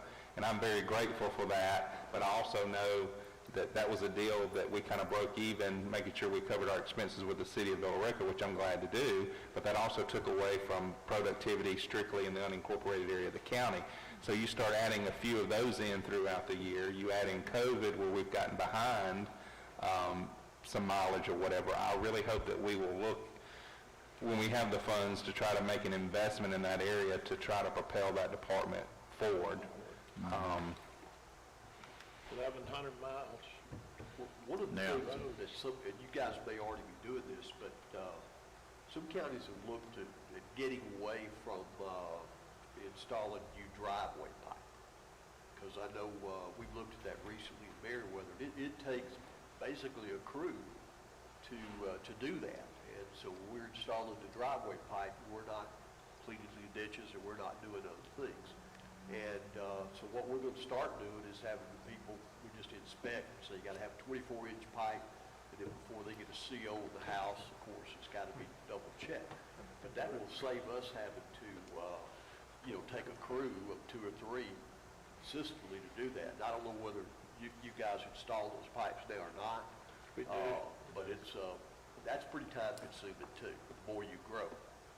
You ever seen any of those old Frankenstein movies where the guys show up with the torches and the pitchforks in front of the house? Well, if we stop doing that, then that's who's going to be in my driveway. That's who's going to be. Yeah. I got you. One of the things that this may save money down the road, but and this isn't for this budget year, but just to put it out there as an FYI, we were talking the other day with some folks that were familiar with the trucking industry and that kind of thing, and they had mentioned some a strategy whereby if you for dump trucks and that type of equipment, there's a high demand for used equipment, such that if you use a dump truck for a couple of years or so, 2-3 years, you can turn around and sell it at auction, at least in today's market, and we'd have to be sure that market doesn't go down, but you can turn around and sell that dump truck in, say, 3 years for as much as you paid for it, and thereby you're not running the cost of having to buy a $150,000, $180,000 dump truck or a used one for $70,000 or whatever. You're constantly cycling that equipment, so you don't end up paying anything. Now you have the upfront cost, but down the road you're actually saving $150,000, $180,000 per unit by auctioning off a 2-3 year old piece of equipment for as much as you paid for it. So No maintenance. right, because it's under contract and that kind of thing. And you buy it on a state contract, you're saving about $30,000 to $40,000 to start with on the unit. and then you use the unit a couple of years, auction it, and you buy a brand new one for what you get out of it.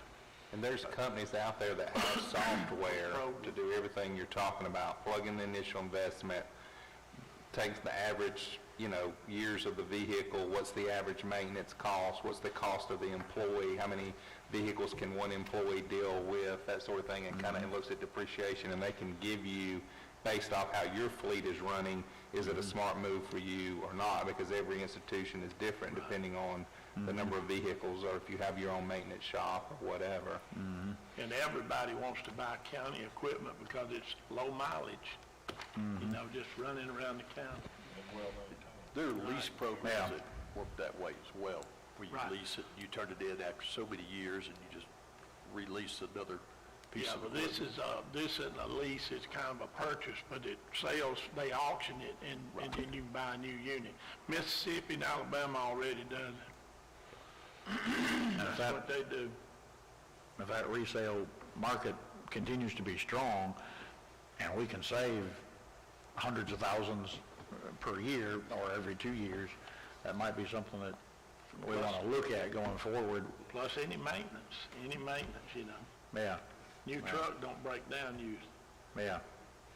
I mean, I'm all for using something until it's, I've got a 1997 pickup that I bought brand new, and a 07 other vehicle, so I'm all for using something until it just has to be put in the ditch. But if it's cheaper to not do that, then it might be worthwhile to look into. So, because that equipment, my goodness, when I heard $180,000 for a dump truck, I'm like, my word, I had no idea it was that That's expensive. top of the So, line. yeah. You can't put them in the ditch anymore. Right, You used to exactly, put them in the ditch, and code can't do it. exactly. We've got to, yeah. Yeah, speaking of trash, we got solid waste collection up next. Let's go to it. Let's get it. We got a 5% increase from GFL on our hauling from our convenience centers. And our tonnage from the convenience centers are down slightly, so we're doing okay there. But our tonnage on our tipping fees for the county itself is up a little bit. So we've got an increase there. And then our convenience center expenses, we're looking at some increases in some utility costs and some stuff like that. So we're looking at an increase of about $320,000 for our solid waste collection. Part of that's from that tree, grinding the trees and all. Now Is that correct? No, this is just getting that. You're referring to the actual solid waste budget. Yeah. This is just getting everything to the transfer station, running the convenience centers, and getting everything from the convenience center to the. For that, Tommy, we've got a meeting tomorrow, I think it is, with the EPD guy that, I'm hoping, maybe it won't work, but I'm hoping to have him agree that we don't have to transport it again, that we can do it there, yeah. And y'all, this is something that we can't continue, we're gonna hemorrhage at $200,000 and $300,000 every time we turn around in these costs. There's no end in sight. People continue to go through a lot of stuff with household garbage. You go to the dump and somebody's pulling in with about a tractor trailer load of stuff to throw in the bin, and get me wrong, I'd rather it be in there than on the street. But at some point, how do you provide that level of service for no cost, no reimbursement costs? And I understand people pay taxes, but I pay taxes too, and I have to pay in the city of Billerica for a little bitty, can for $12.50 a month. And so the point is, if we're going to get serious about looking at salaries, trying to increase and do different things, we can't hemorrhage on areas like this that we may have to stop and take a look to see, do we charge, $50 a year total to have a plaque to be able to go in and scan a barcode or something that you paid to be able to dump them. And I don't know what the answer is, but at some point, taking a proactive step like that is going to end up being cheaper than what we'd have to go up on a millage rate to continue keeping up with $300,000 increases just on the garbage. So we really got to take a strong look at this, and I'm not saying charging to have a plaque scanned or whatever is the answer, but I don't see how we continue to absorb that just in one department in garbage with the increase in volume. Employee costs are going to go up where we already have got a firm that's running those. We're paying to transport it from the actual convenience center over to the landing station. The landing station, it gets, you're charged again to transport it from there, and then you got to pay the tipping fee. So there's multiple cost brackets that all those brackets are going to continue to increase. So like I said, I don't know how we deal with that, but we can't continue to have people understand to pay for a small amount of trash, $15 to $20 a month, but at ours, you can bring in a tractor-trailer load for free. At some point, the math can't continue to add up like that, and we're going to hemorrhage to death if we don't figure out the solution to this. I have had some people tell me that the surrounding counties are bringing their trash to our recycling and dumping it because we don't check it. We have no way of checking. If they've got a tag that says, "In God We Trust," how do they know what county we're from? And they're dumping in our recycling bin. I've had complaints every time I go to a local recycling center. The guys will talk to me there, and I really like our little conversations. But one of the things they complain about are contractors coming in there. Instead of going to the landfill, they'll come in there and they cannot stop them. Some of them are very adamant and more than argumentative. And when they say, "Well, we'll call the sheriff," they just say, "Well, bring it on," And so they're using our resident facilities for their commercial use. So. No, I take mine, you guys charge. I take mine out of the recycle center and pay for it. Yeah. Go across the scale. Well, and that's a valid point right there, because we're paying, all of the constituents of Carroll County are paying for those contractors, whereas if you carry it out to the landfill, you have to pay. Right. When you roll across the scales, you have to pay that tipping fee. Right. Yep. So these tipping fees, if you had, I don't know what the number is, but if it was 100 tons a year, then Carroll County's paying the tipping fees, whereas if they took it to the landfill, that would be more money in the solid waste budget, and it'd help offset some cost out there and take the money out of the cost of the general fund. And go ahead. Huh? I had one of the ladies say, "I don't know if we're supposed to charge you as a commissioner." I said, "You're supposed to charge me. I don't want to be on the newspaper. Yeah. I'll pay for my trash." If the private haulers are bringing it and dumping it there, they're avoiding that cost. That's exactly right. And they're shifting it back over to the county. That's correct. And our recycling center managers, as the saying is, bless their heart. They are defenseless. They can't do a dang thing about it. And that's what they complain to me about. Like, the folks will really get in their face and say, "I'm dumping it here, mister, just go back in your shed," And They ought to call the sheriff. Yeah. They ought to pick the phone up and call the sheriff. Yeah, and they're just defenseless. They can't do a thing about it. Get So. tag number 2. Call the sheriff. Yep. I think one way we deal with it is, and I agree with you, because, I talk to constituents, they live close to the line where some of our convenience centers are, and the guys are out there trying to stop cars that are coming in when they recognize that that's not ours.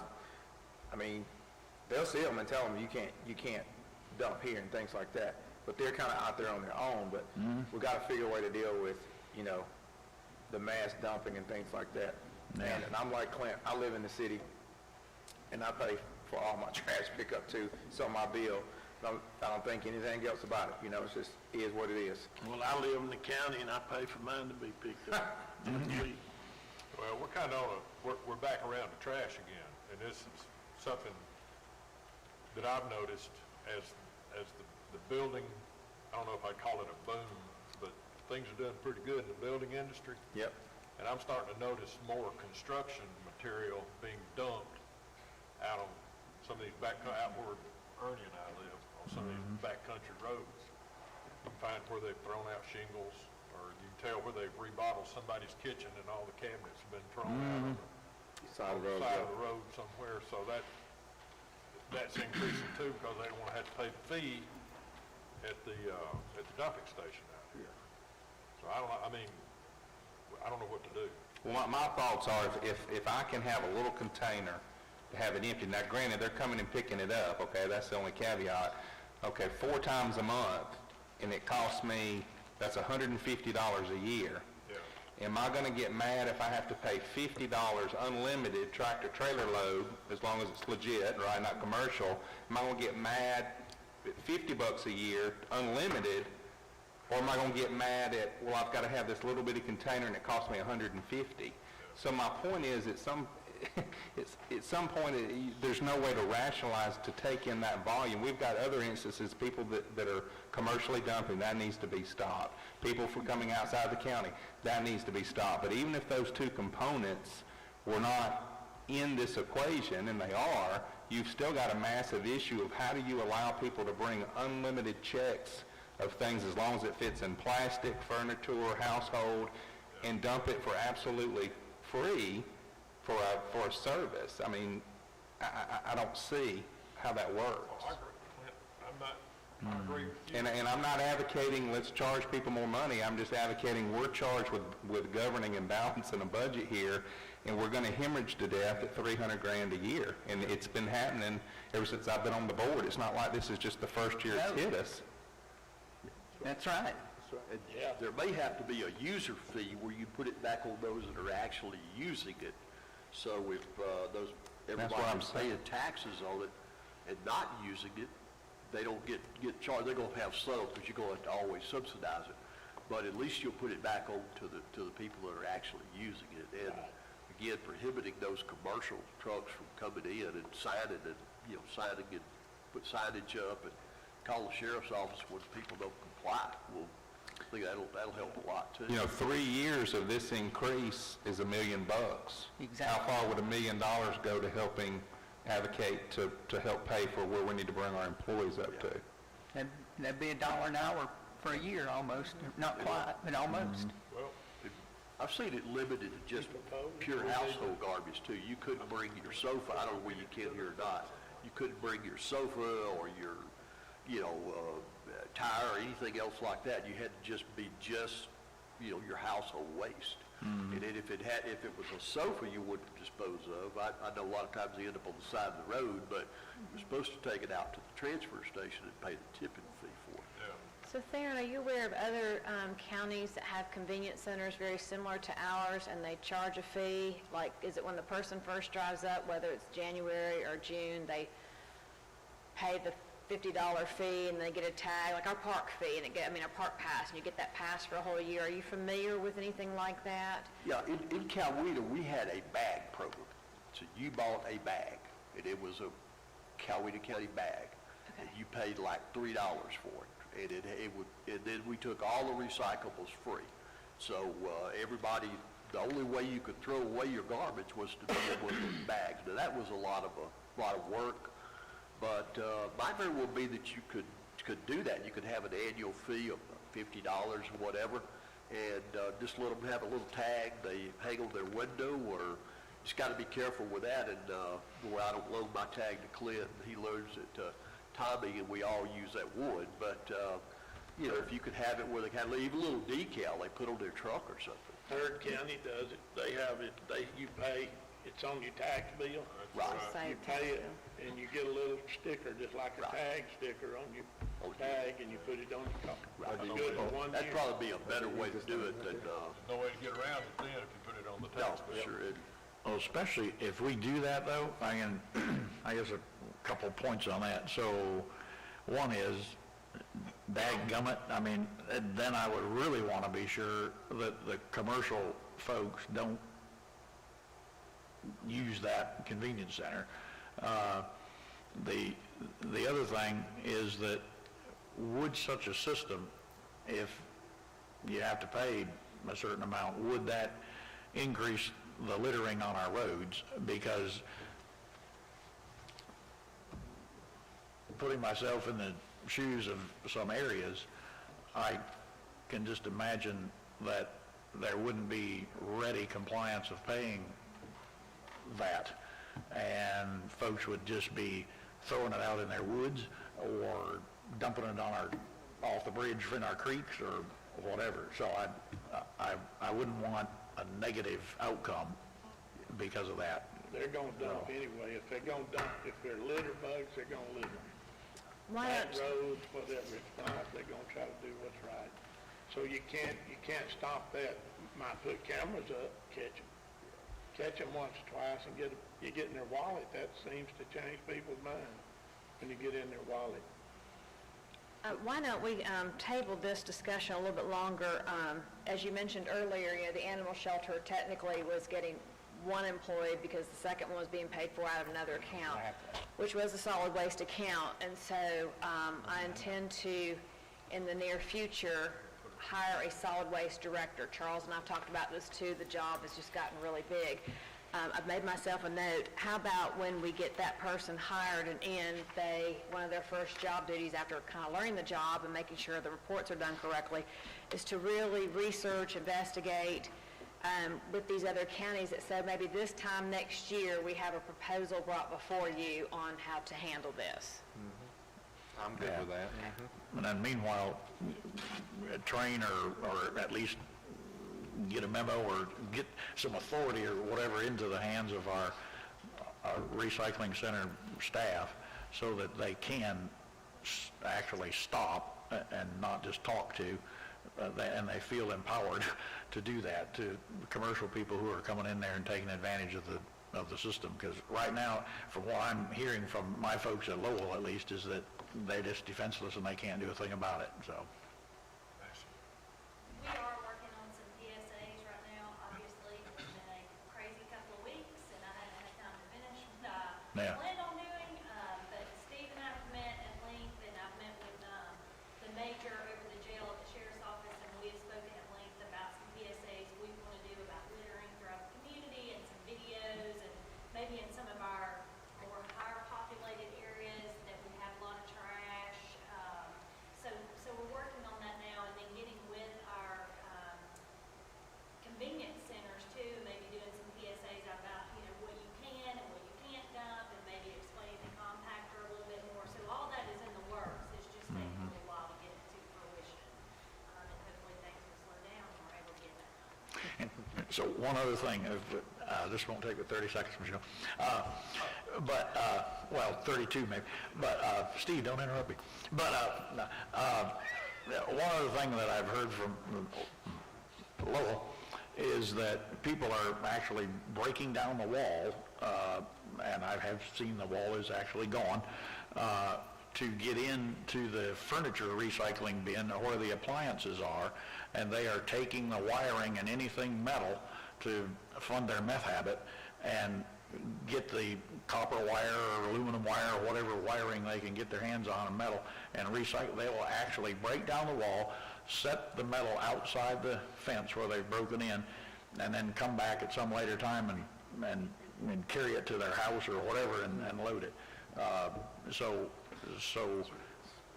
there are several walls around the recycling centers that need to be repaired from my conversation with Charles, including the one there at Lowell that needs to be rebuilt because people are busting in there to get the metal to, yes, I'm assuming here, but the thought is they're getting that to get money so that they can fund their drug habit, which is sad. Yeah, 48 seconds. Sorry. So we only have a few more categories, departments left realistically here.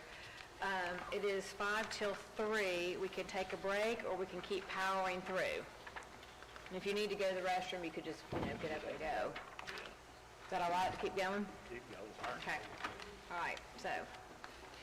Well, in our, the health centers, family services, transport, all of those, we didn't make any changes in any of those, so.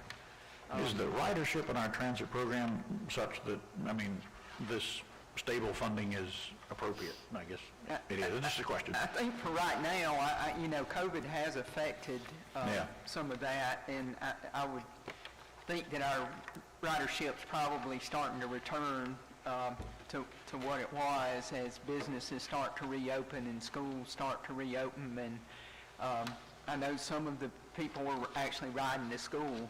I don't know if they can go virtually now or whether they'll continue to utilize those services. But right now, yes, the funding's adequate for the services that we're offering. I actually have, for a meeting I have Wednesday mornings, this is just a quick little email on the numbers.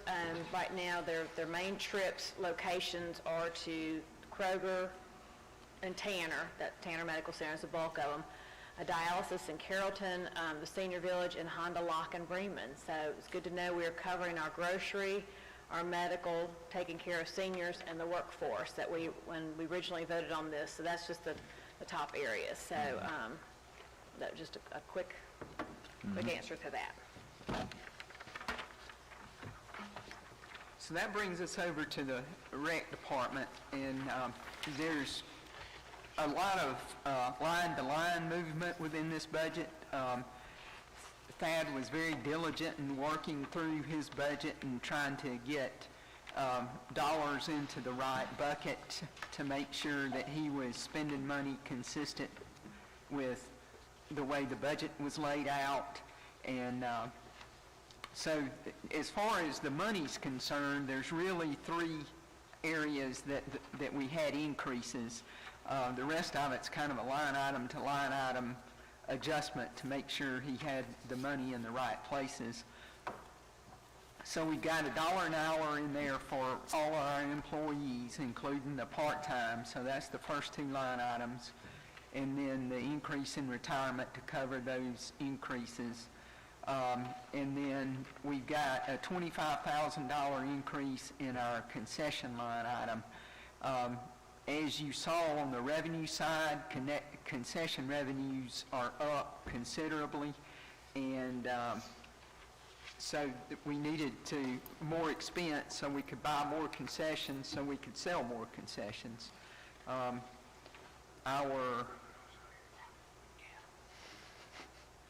Our concession revenue is estimated to go up by $65,000. And we're increasing our expense. I just had a constituent call me, said there was a Hardee's bag, I just something smelled in it. That's a rabbit head. Put it in the fridge. So that's why our concessions went up. And I'd like to point out, Alicia, before you go any further, that's an operational management tweak That's that brought us in that much more in revenue. That's correct. And that shows you in these areas where we're taking in money that they're game changers when we really look at something and make the appropriate adjustments. That's correct. And that is a shout out to Alicia, who has worked with that staff, and a shout out to our IT department, because we didn't have internet out there. So now they can use their debit cards instead of having to always have cash that was available. And then you worked with them on getting their pricing correct, their inventory correct. So it was a lot of hours spent back in the fall.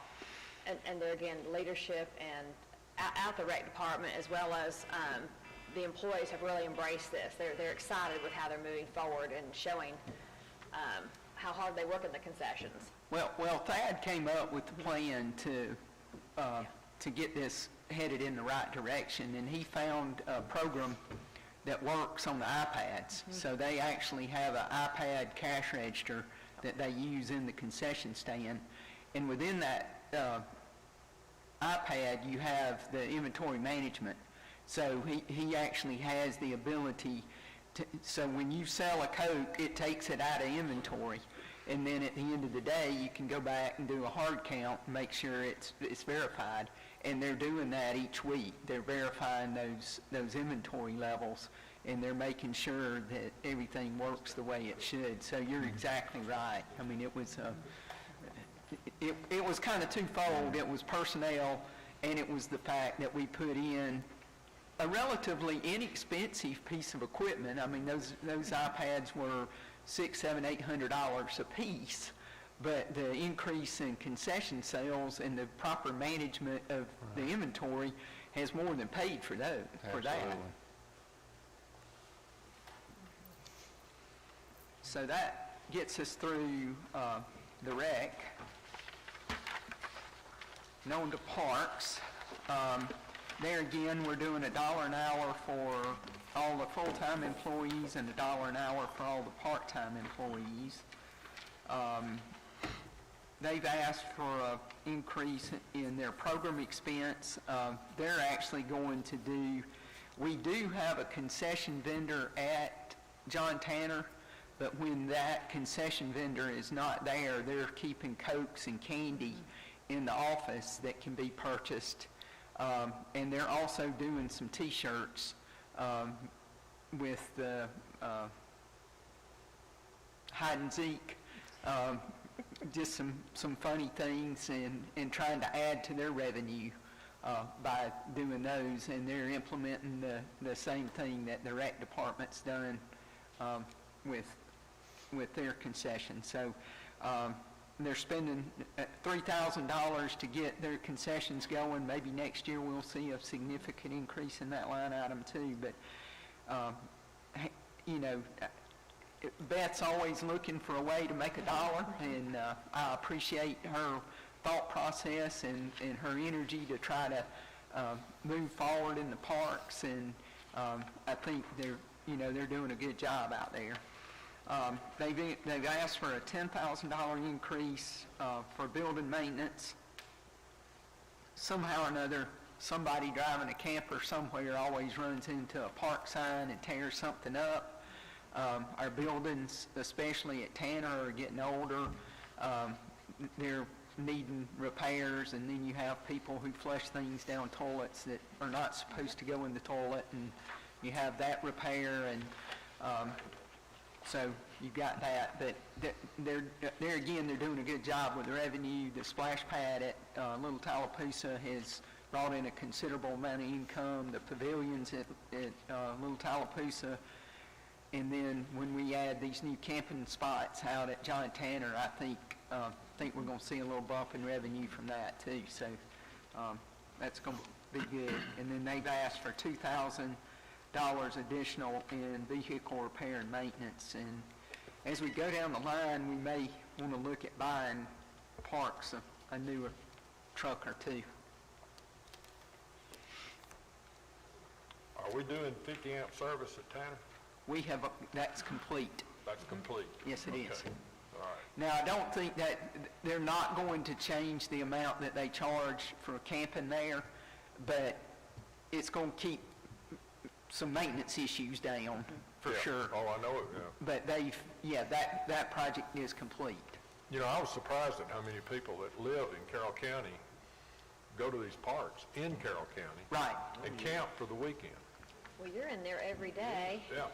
But I mean, I was kind of, You're in there, and I'm in there several times a week too, running, so we're, well, I mean, they have RVs and they take them to Tanner and Tallapoosa. They live in Carroll County, Right. but they take their RVs to Out there and Tallapoosa. stay for the weekend. Yeah. Well, and it's a great opportunity, you know, if they're going on vacation, to do a test run. Test it out, yep. Yep, drive it over there, set it up, get you on and out, hook up your water, hook up your sewage, make sure everything's flowing correctly, make sure all your power's working the way you want it to. So, yeah, it's a great thing for that. And then it's just a weekend getaway for a lot of people. Just get away from the house and do something different. So, yeah. I was surprised, Ben told me like several months ago of the out-of-state people that were at McIntosh. I was surprised about that. I mean, just several out-of-state folks that had rented out the campsites there at McIntosh. Just Yeah, and amazing. that's self-sufficient camping Yeah. there. You don't have any power or Right. sewer, so, you know, Right. you're roughing it Yeah, down there, but a lot of people like to do that too, so. yeah. Alicia, you were talking about that they may need a couple new vehicles at some point.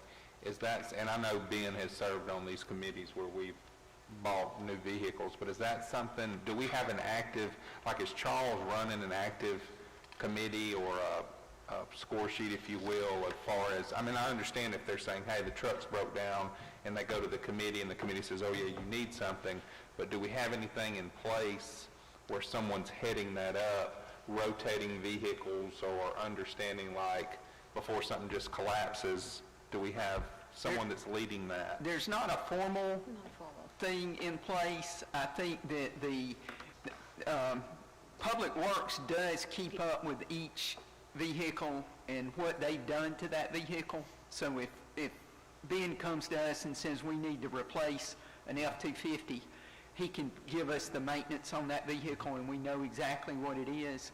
I don't think that, there was they did have a kind of an informal replacement policy in that, you know, Ben and Charles would get a new truck, and that truck, you know, Ben's old truck would go to Beth, and Beth's old truck would go to somebody else, and then the work trucks, like the 250s, they selected, you know, who got those and who got the old ones and which ones rotated out. I don't exactly know how that works, but I think Charles kind of heads that up, but there's nothing in writing, and there's nothing that says, okay, this truck's the next one to go out, and this one goes down. Well, just like the instance with the tax assessor's office when they first thought that they needed new vehicles, and it turns out maybe there was some age on them, but it was extremely low mileage. If someone was kind of monitoring that, and I understand that's more work, as you said earlier, everybody's stretched with their workload, I get that, but it's not like we only own 3 vehicles in the county. I mean, Yeah. that's a major capital investment that we have in every department, or most departments. So I hope we can have a little bit better handle on someone running that, not just, hey, my car won't crank, can I go before the board and get one, and then we put a committee together to see which kind to buy. I really think we need to, because we've got so many vehicles, someone kind of monitoring that year to year to kind of know what department has what. I think that started the conversation this very first time back in the fall when I brought all the departments together for SPLOST. So, you know, most of them did that, I guess I'm going to say 6-year plan, not really a 6-year plan, but what they need in the next 6 years.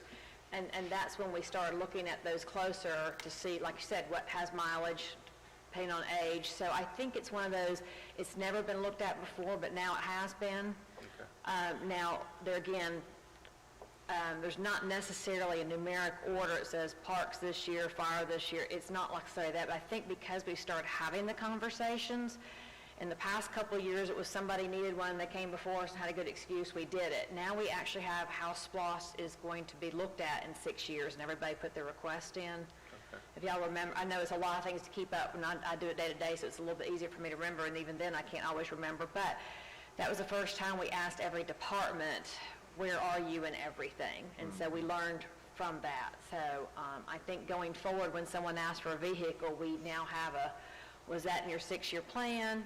You know, what is the mileage? What is the repair report? I think these are questions that we will now be able to bring to you before we even ask. And there again, if it's not a valid request, I won't even be bringing it to you on an agenda. So, but thank you for that. I think it's in his plan to have some new vehicles because of the wear and tear in the parks.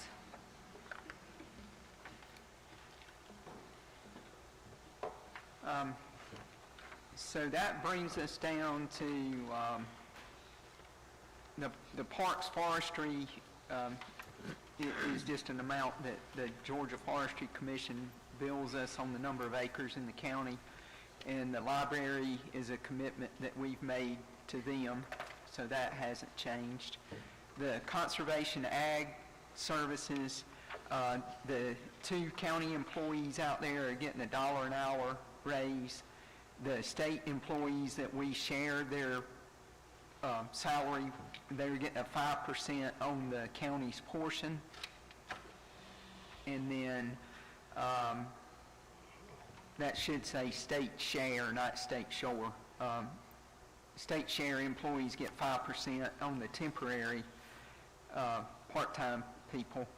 And then health insurance, I adjusted that. We had somebody that had increased the family coverage out there. And then we adjusted the telephone just to meet the FY20 actual, and we went down on the utilities. I mean, going back to the library, I noticed a zero of expenditures on our, I guess it was February reporting. So was that paid later than February? Yeah, we paid, Okay. I believe we paid it either the end of March or the 1st of April. Okay. We've recently paid that. Okay. And that's incumbent upon them to invoice us. So, Well, I believe we're having a new MOU, and it'll be, I think we decide quarterly, didn't we? So, does that, maybe you haven't seen that. But Stacy and I are working on, there again, even the library system being a little bit more forward-thinking, a little more organized, a little more professional. So we're working on a real formal MOU, and I think it may be quarterly then. But you're right, it is responding on them to remind us. The Planning and Zoning, Three Rivers invoices us based on the number of citizens. So as that's increased over time, that increases, and projected on what it's increased over the last few years, I've increased it to hopefully cover that expenditure for the coming year. Planning and Zoning, we've done $1 for all the employees.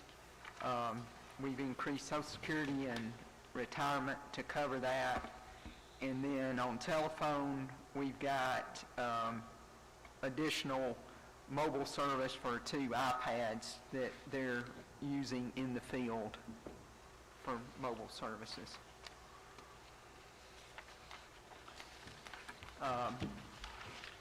Economic Development and Assistance, we didn't have any changes there.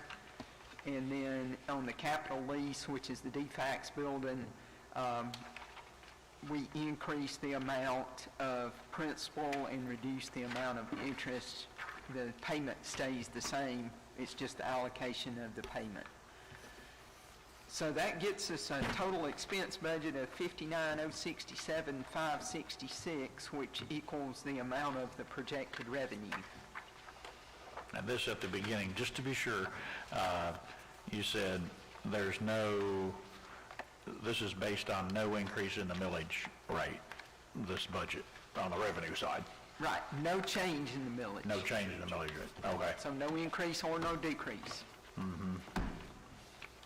meaning no proposed rollback, is that what you're saying? That's what I'm saying, no proposed rollback. So if there's a rollback, then, Well, I don't know at this time, the way Right, this, it's based- the yeah. way this process is supposed to work, I know, you're supposed to set your budget. And then, in August, when you set your millage rate, you set your millage rate to meet your budget, yeah, okay? We've always tried to forecast what would happen and set the millage rate so we could roll it back. But this is based on not rolling it back. Now, as I also said early on, the tax assessor was optimistic Friday. So is there a possibility that we could attain this budget and roll back? Possibly. But I'm not going to know that until I get a tax digest. So, is there a way to say, because, I mean, I'm not for, increasing our property tax by no means. So is there a way to get some best estimate as far as the rollback, what that might look at? the best estimate to me would take the projected, the billing from last year and increase it by about 5% would probably be the safest scenario. But if we hit the 15% growth number that you were talking about, Right, then we can meet this budget and roll back. okay. If we meet 10, can we roll back? We'd be close. We'd be right on it. Okay. The rollback's based upon properties that you revalue. I think they don't require you to roll back on new construction or new dollars that are added. So it's always a little bit tricky to figure out what you've done with that. But if you hold your millage rate the same and don't roll back, and your property value hasn't changed any, your tax bill's going to be the same as it was the previous year. It's just on those that were reassessed or new construction that it would go up, or primarily those that are reassessed. And under the floating homestead, Right. if you have a full rollback, you're actually going to get a decrease That's right. in your taxes for that particular property, assuming that you had no infrastructure improvements on the property. Absolutely. That would also apply to someone else who just had property that was not increased. If you have a property that's valued at $100,000, it doesn't go up, and you roll back, they'll get a little decrease too. Sure will. So you're right. Yeah, Clint and Ashley did a great job during SPLOST explaining a lot of some of these things, especially the floating homestead. Watching your town halls were very informative. When we roll back or leave it the same, it affects each property differently. It's not the same across the board. So it's very difficult conversation to have. It's one you have to have almost individually with people, or a special town hall where people come and listen and try and understand it. So I don't understand why we would want to roll back when we're trying to find funds to, I don't understand how we would even consider rolling back. So I think, thank you, that's what the budget, so basically, like, so I'm very excited, there again, we saw how valuable Ashley has been through the COVID, but also through last week's incident, so she's probably one of our best spokespeople to explain this, and piggybacking off what you started with the SPLOST town halls.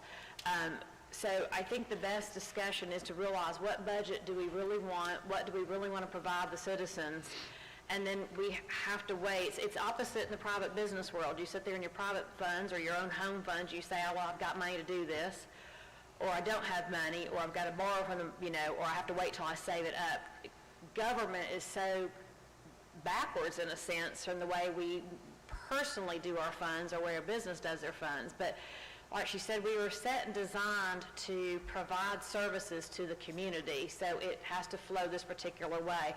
So I don't know how soon. The tax digest usually is kind of solidified almost to the end of June. Remember, everybody kind of gets their pre-bill in the mail that you're supposed to look at and approve, and that usually comes sometime in July, and then your real bill doesn't come till like September. So we've got to have a budget voted on before June 30th in order to function as a government. So it is a little bit difficult to have that magic 8-ball. Alicia did a fantastic job last year, being extremely conservative, and look how, thanks to the public for shopping, thanks to the public for being so positive, as well as her conservative numbers, we are sitting so well. I would not have thought this a year ago.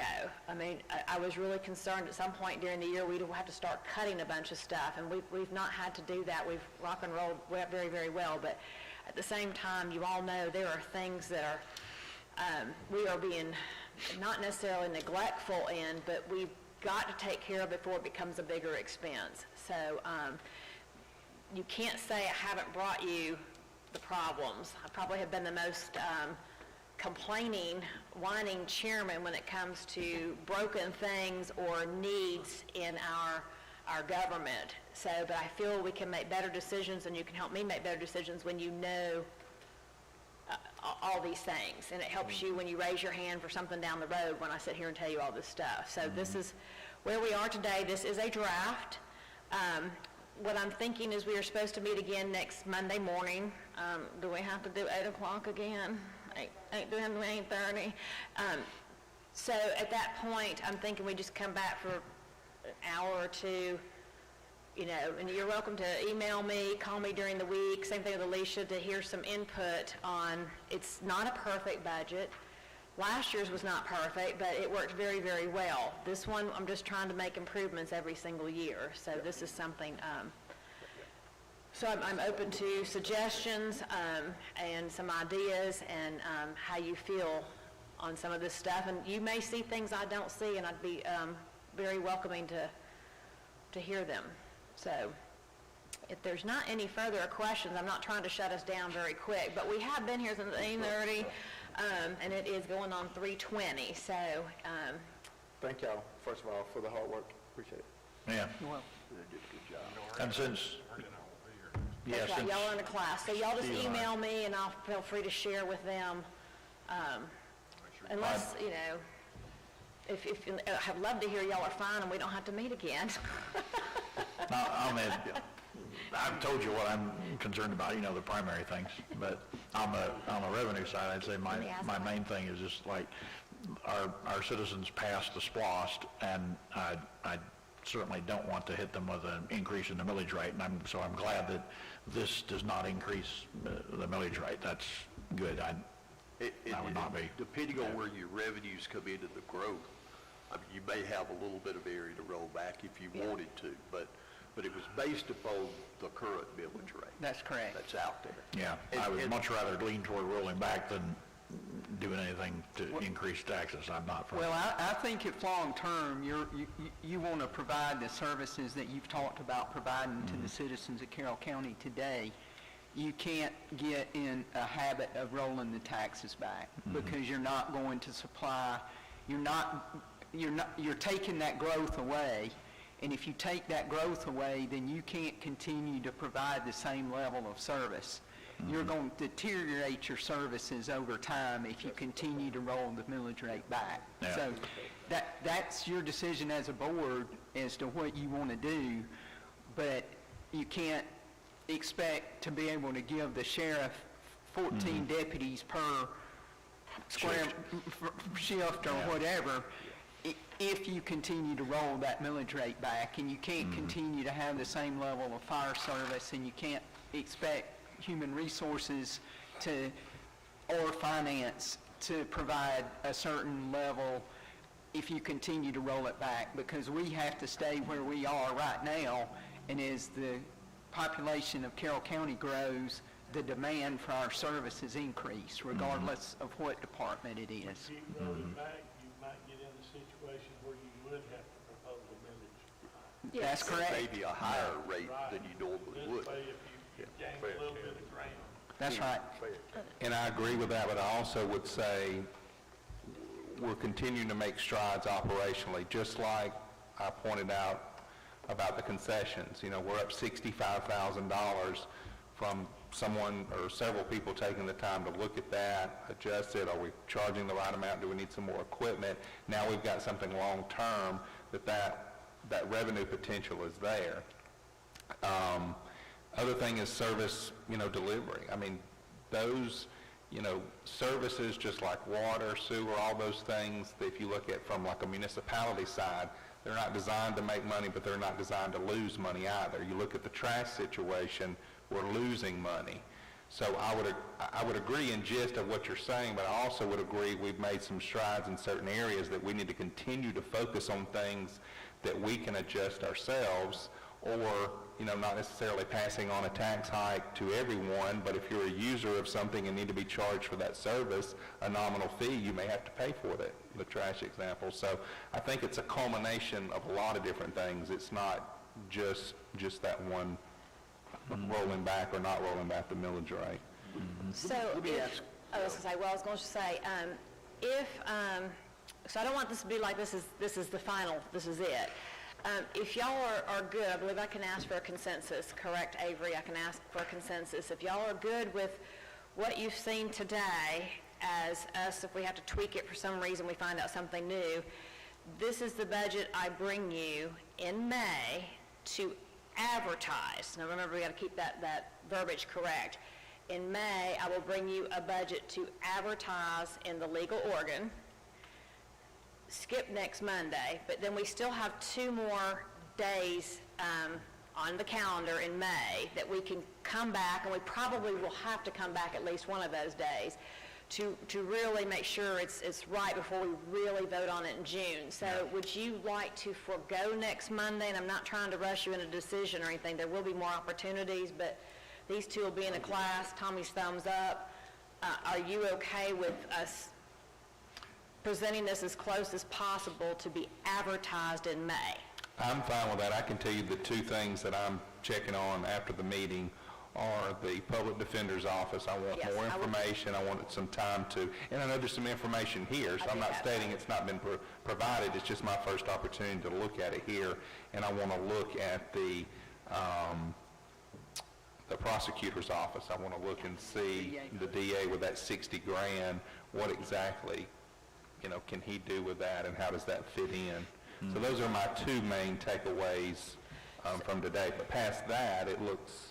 Well, I did reach out to Mary Ellen, so if you don't mind, why don't I let you draft the email? Do you mind drafting an email or a conversation with both of them and then reporting back to all of us? Because I wrote down where I'm at, number 29 things. If you take that was one of the things, would you mind taking that off my plate for me and doing the research for us all?